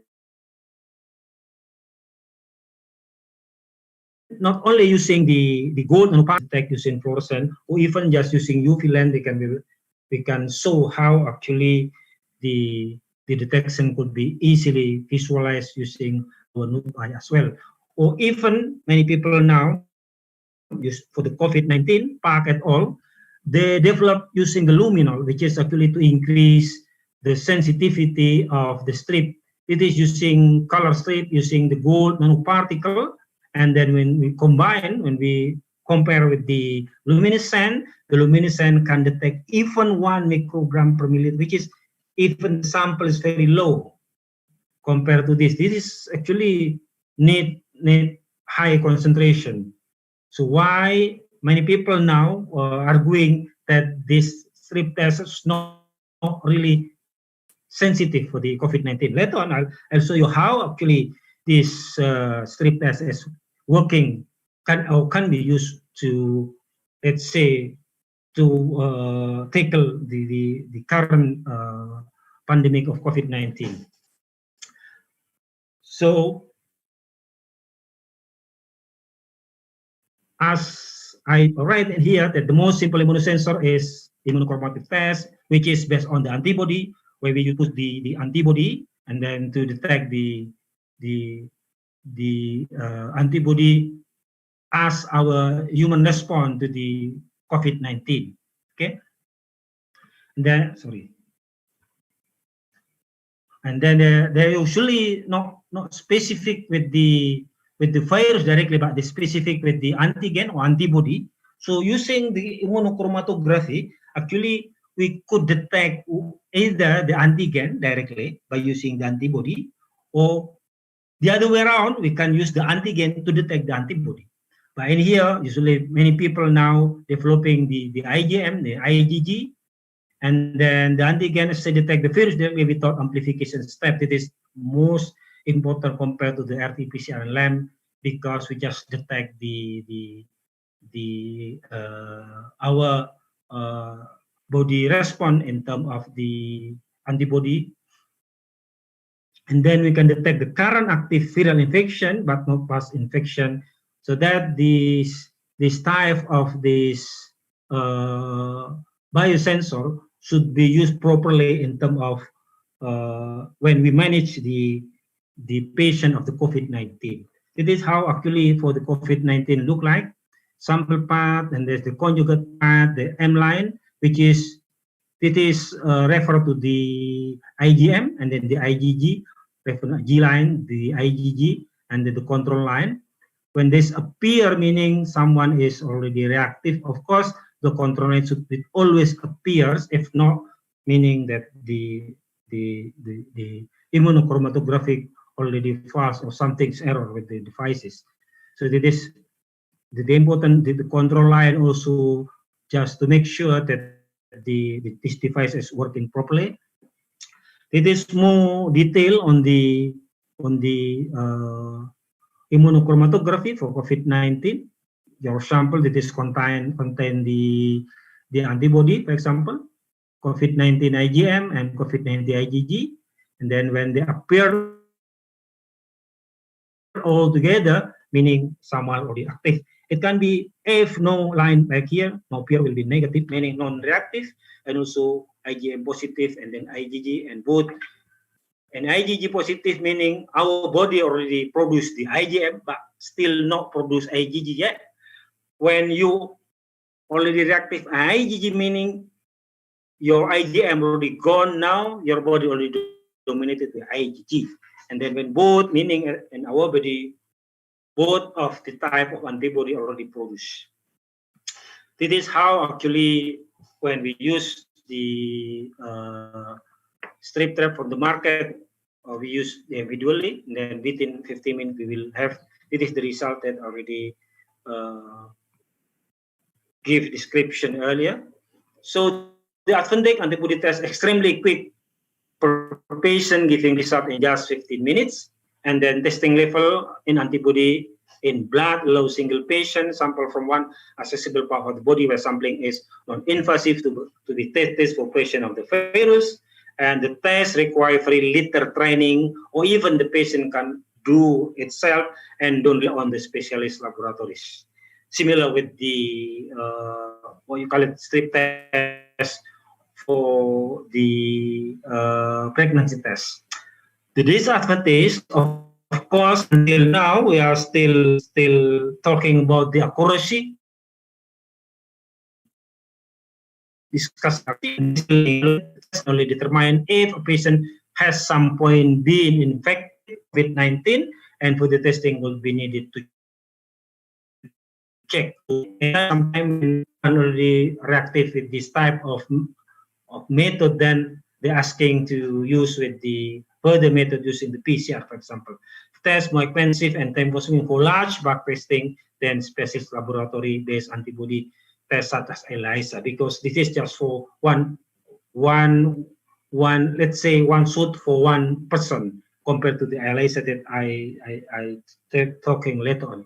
It is the ELISA, incident immune sorban assay, which is similar with the immunochromatography. The different, you can, in the some batch you can detect until 99 samples, similar with the PCR. So actually similar with this type. This is actually similar with the immunochromatography, but they use the enzyme with many type of the scheme for detection of the virus. For example, using antigen down ELISA, you put the patient antibody bind here, for example, and then later on you put the reporter, and then the other double antigen bridging assay, for example, or using the antibody capture ELISA, or in common people using just this type of, just put the sample, this put the antibody here, the solid phase bind, and then wash, and then label it again, and then read just using the colorimetric or using just the ELISA reader. This type of the scheme that many ELISA devices developed using the direct, using the sandwich, and using competitive. Actually similar with when you're using the enzyme, yeah? Sample added to the well, for example, and then protein bind to the plastic, which is using plastic of the ELISA, and then conjugated detection, antibody bind and place the analyte, and then enzyme color reaction in proportional to bound the antibody. As I said earlier, this technique also can be developed further, not only based on plastic, but also it can be used using the paper-based ELISA, for example. Many work also, some of the researchers also working on this, developing the ELISA just using paper-based ELISA. It is the procedure how the ELISA already work. Maybe my time already okay, hopefully, because already 3 o'clock. It is the ELISA in safety setting dealing with the COVID-19. And then the advantages, ELISA is simple and cheap, laboratory result, and typically produced within 1 or 3 hours, and then quick form hospital lab. And ELISA can be completed multiple sample at one, as I said, until 99 sample, and rapid testing scale up in larger number. And this advantage, ELISA tests are not yet well established for SARS-CoV-2 testing, although many companies are working hard to produce them tests in the patient. And then this is the SPR, the SPR immunobiosensors. Because my time was already running out, I just highlight of them. It is actually another technique of the optical technique using surface plasmon resonance, which is which is actually by when we use the prism, for example, it is the metal oxide, which is actually using gold, then the angle and then the signal will be different. It is when no bound, no affinity occurs, for example, and then when the affinity occurs, for example. Then we can apply with the SPR ammunition. So similar with the ELISA, you can use the direct, you can use the competitive assay, you can use inhibit assay and sandwich assay, but the different in detection and also in terms of the immobilization matrix, which is we're using the gold prism that covered with the gold. I show you later on. It is the how actually the SPR work for the immunosensor, then the antigen and the complex, and then we have the gold colloid, for example. It is how actually when you start the association relay and then dissociation, meaning that this system is can be regenerable, can use many times, which is actually really useful for to be developed for cheaper detection of the COVID-19, for example.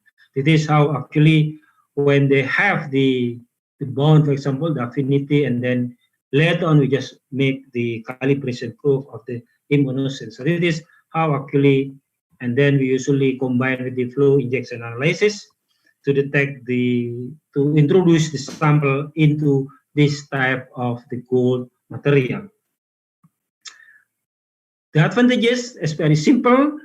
Usually the result between 1 to 3 hours, quick perform in hospital lab, and multiple sample can be used up to 10 sample depending on the electrode that we use, and this type of optical electrode. And then unfortunately this is very rare and not well established for the COVID-19. There is many people usually asking me regarding this type of the devices, the accuracy, because in here we're using just our nude eye detection. So the accuracy here meaning will be sensitivity and specificity. Sensitivity is defined as the proportion of true positive which is correctly identified by the test, and specificity. Sensitivity meaning even the very low concentration of antibody, we can also still detect it, while specificity, no cross-reactivity with other antibody. So that is the data from many company. It is the data from the company itself. They said the sensitivity 100%, 90%. How actually in reality, it is some of the Gaffari already biosensor, and then more and less the sensitivity will be around here around 60%.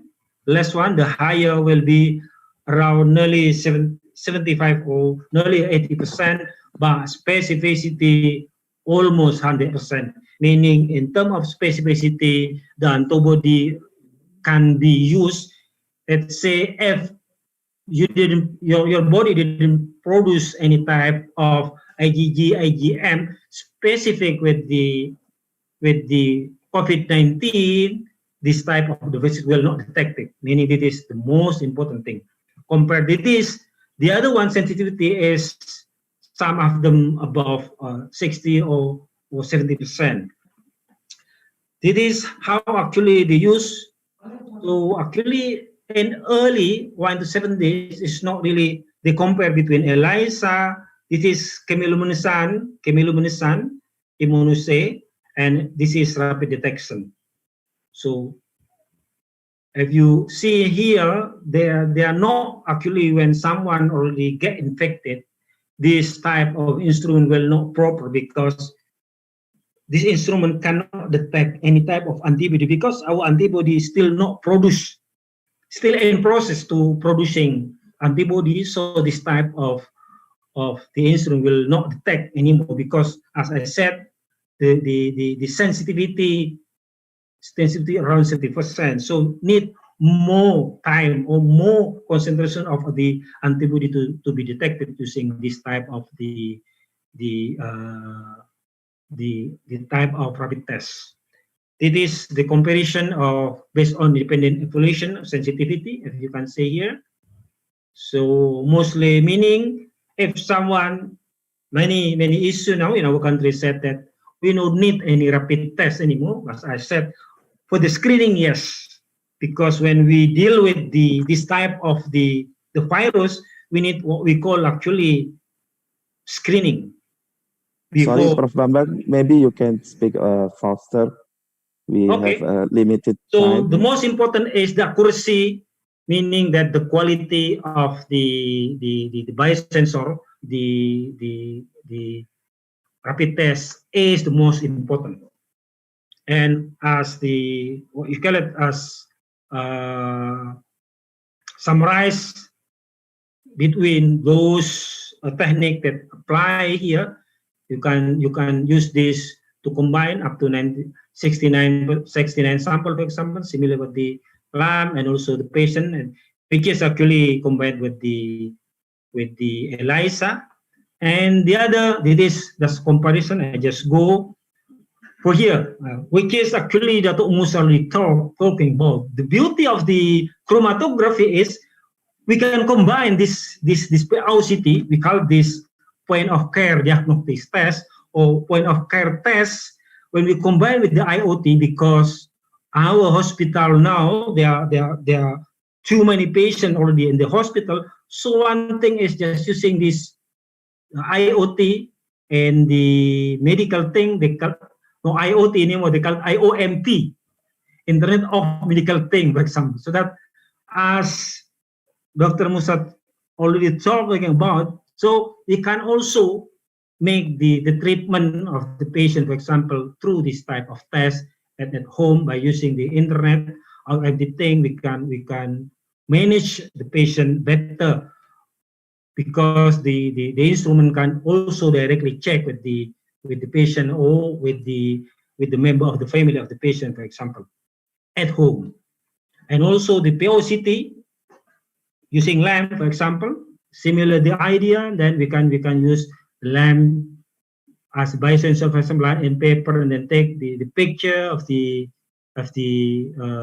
lamp result using the smartphone, then sending to the doctor so that the doctor can be managed. It is what I'm talking about. As conclusion, two main type of tests are being used, developed for SARS-CoV, molecular and immunosensor, and the last one is combination of testing type used in different type infection, and also IOMT, Internet of Medical Thing, may be useful for patient management and population pandemic control of COVID-19. So further, and thank you for your attention. Assalamualaikum warahmatullahi wabarakatuh. Waalaikumsalam warahmatullahi wabarakatuh. Very impressive presentation for our both speakers. And ladies and gentlemen, now time for you to ask the question to all speakers. I believe there are questions for both of speakers. Okay, this is the question to Prof. Dr. Musa Ahmad from Pati Kemala from University Kuala. If we use nanobots for biosensors, do we need special procedure to remove the biosensor from the body after they completed their job, and how? Prof. Musa, would you like to answer the question, or I read all the questions? I think you read through after you finish, and then I will try to answer. And Prof. Bambang is going to answer that as well, because some of you actually are just highlighting and maybe I don't have much what we call it experience. Okay, the next question is from Dewi from University of Jember, UNEJ. Because the COVID-19 is very contagious, what is the best sample for COVID-19 detection biosensors? Let's say for everyone, for example, from swab test or blood. Rather confusing, but maybe Prof. Musa can also know the question. And the last question to Prof. Musa is from Yosi Andika from UNEJ. How can we use chemical sensors and biosensors to find out if COVID-19 is easily transmitted so that it might become a seasonal disease. I think this is for both speakers. So the question, so Prof. Bambang may answer this question also. Yeah. Well, actually, I Prof. Bambang, I think these are all your questions. Okay, because of I think the answers. I mean, the question is more on the COVID-19. Okay, for instance, regarding the nanobots, okay, nanobots. I don't have any experience on nanobots. Of course, on the nano material I have. Normally, you don't have any problem because we build it, together in the sensor. So once we draw the sensor, the nanometer is going to come with it. And sometimes we're doing it, we take the sample and then we're doing, the determination actually outside. Nanobots, actually, we know the structure, but I don't have any experience. Maybe Prof. Bambang, you have any, you can maybe help to answer this. And then the second question from Devi, very contagious. What is the best sample for COVID-19 detection biosensors? I think I'll also leave it to Prof. Bambang. Because at the moment we know, actually swab tests and they are using, the normal tests. I mean, the normal tests in the lab. I think Prof. Bambang highlighting about this just now. It's quite elaborate. Maybe Prof. Bambang is the best person for you to answer. And the third one, actually, on the chemical sensor is to find out if COVID-19 is easily transmitted so that it might become a seasonal disease. Actually, I'm not clear that. I mean, are you talking about how chemical can sense biosensors get able to find COVID-19? Is it for detection? I suppose for detection. So that it might become a seasonal disease, meaning it's like common disease. I'm not clear about the questions. Maybe what you mean actually, the function, because chemical biosensor just to detect, okay, just to detect the presence of the virus, okay. But I mean, to make it a seasonal disease, I think this could be the vaccine, okay, that might be able to be developed, okay, later on, and then maybe after that it can become a seasonal disease, okay. Wallahu alam. Prof. Bambang, okay, I think maybe you is the best person to answer this. Sila. Please, Prof. Bambang. All right, thank you, Dato'. So first, maybe I would like to answer the first one regarding nanobot. Actually, it is Dato' idea, but actually nanobot is robots in nano size. So usually many medical workers now, doctors use this to treat more cancers, so that they can capture directly to detect which cell that already have the cancer, so that the treatment will be more accurate compared to using the classical. Let's say when you're using chemical treatment, not only good cell, but not only cell that already affected with the cancer, but also healthy cell. Not only the sick cell, but also healthy cell also affected by the chemical treatment. So why we need the nanobots. The other regarding the COVID-19 is very contagious. It is the reason why. Actually, the questions, how can we remove the nanobots afterwards? Okay, yeah. Yeah, usually after they work, of course, because usually they can use special, what you call it, special solution or special reagent to wash out, for example. So and also they can be remotely inside, remotely outside, using the computer, so that they know which cell already treated well or not. But of course, you can also see more detail, because there should be specific application on the application of nanobots. Second one, very contagious. It is the reason why not many people working on this to develop the type of the instrument, because at least our lab should have what we call actually biosafety level 3 at least, or minimum biosafety level true plus because this is contagious virus. Our university also still preparing to have this type of lab so that we could play around with these contagious viruses in terms of detection with the PCR, and also sometimes when developing with the immunochromatography, which one is safe for everyone. For example, swab or test of blood. So actually depend on the, what you call it, as I said, when you're using swab or blood, actually these two type of sample both and also contagious, right? Because they may contain also viruses, but even in blood. But of course, when in blood we just detect the antibody, because why we take the blood, while the swab also. Yeah, of course, in terms of the risk, both is risky because they're contagious. So that when we take some of the blood, usually it should be very, very careful in terms of disposable of the sample, even the swab test or blood test. So because they are very contagious, so we should, both is actually similar. They have the similar risk. The other is how can we use? Actually, the second one is Prof. Datuk Musa actually already answered this third question, right? So the third question here, I have the Bahasa Indonesia version of the question. Should I read it for you, Prof. Musa and Prof. Bambang? Right. So the Bahasa Indonesian version of the question is, bagaimana kita bisa memanfaatkan chemical sensor dan biosensor untuk mengetahui jika COVID-19 mengalami mudah menular menjadi penyakit musiman. So maybe the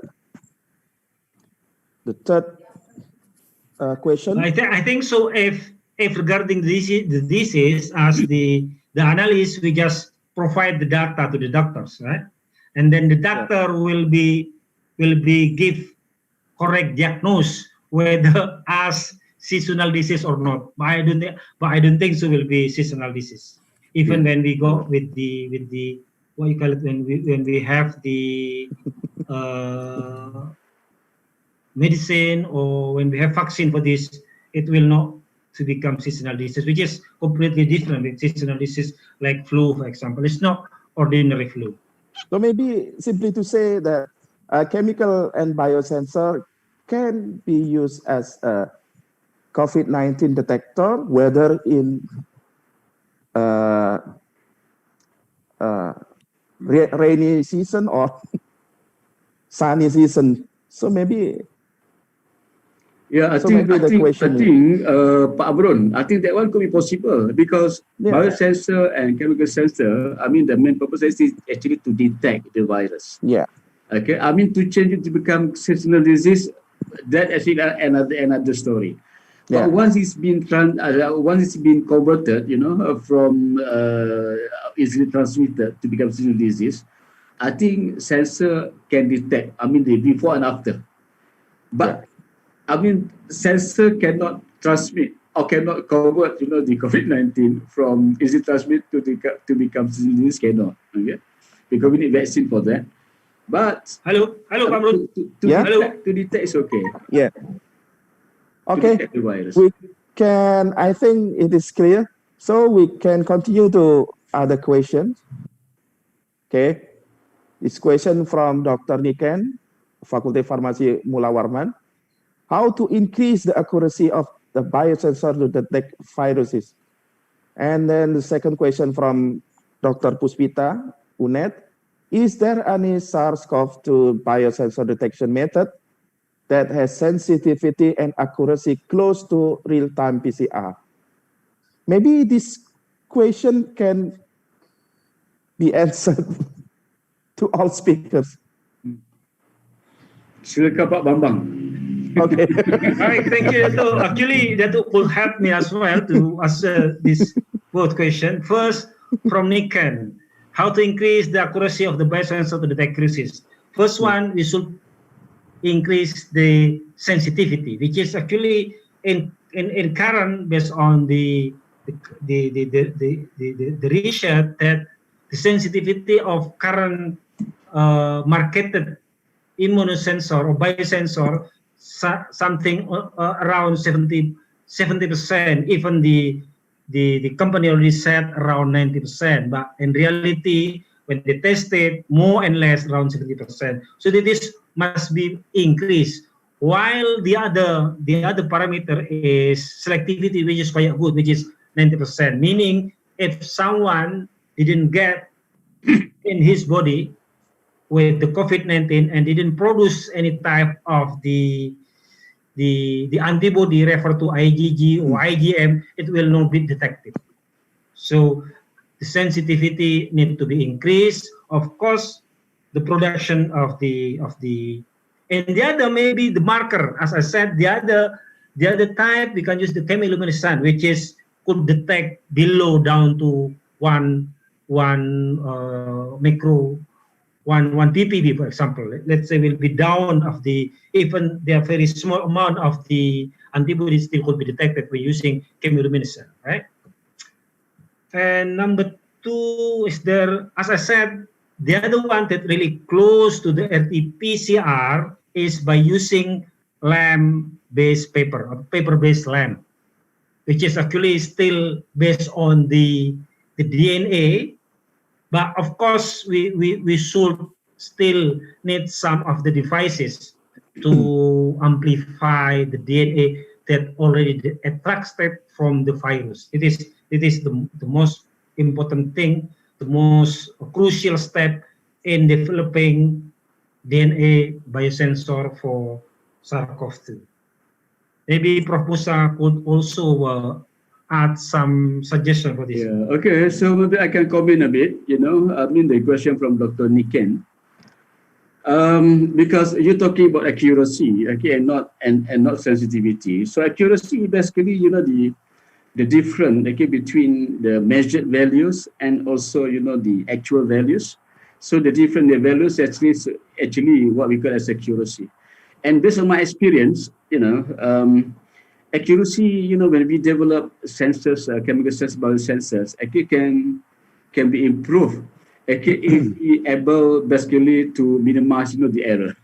And errors, coming from determinate errors and indeterminate errors, or random errors and the determinate errors.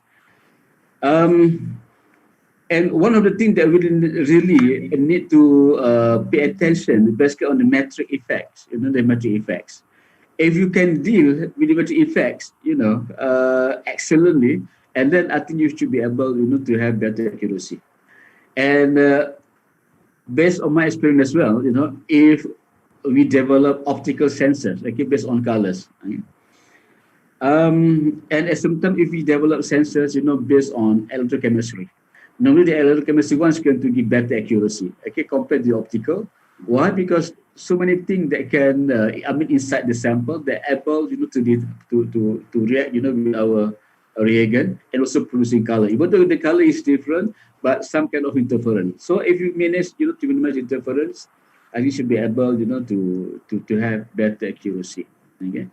And for the question from Puspita, here you're talking about, the sensitivity, both sensitivity and accuracy are close to RT-PCR. So to me, RT-PCR is still the best, okay, compared to biosensors. Okay, but you need to remember because of, the RT-PCR is a bit bulky, you need somebody who really having a skill in it to handle it. But sensors having their own benefits. So normally when we were in the lab, okay, even when we publish the paper, normally, the examiner, what you call it, the referees, okay, is going to really look, at your, what you call your accuracy, If the accuracy actually slightly more than 5%, because for standard method, accuracy must be 5% and below. But for sensors that we develop, okay, sometimes, based on my experience, even though if I manage to get, say, 7%, 8%, they can still accept the papers. Okay, because they know, to develop the sensors is not easy. And plus, some of the advantages that we have in the sensors. Normally, they can accept, the data. But we believe once we,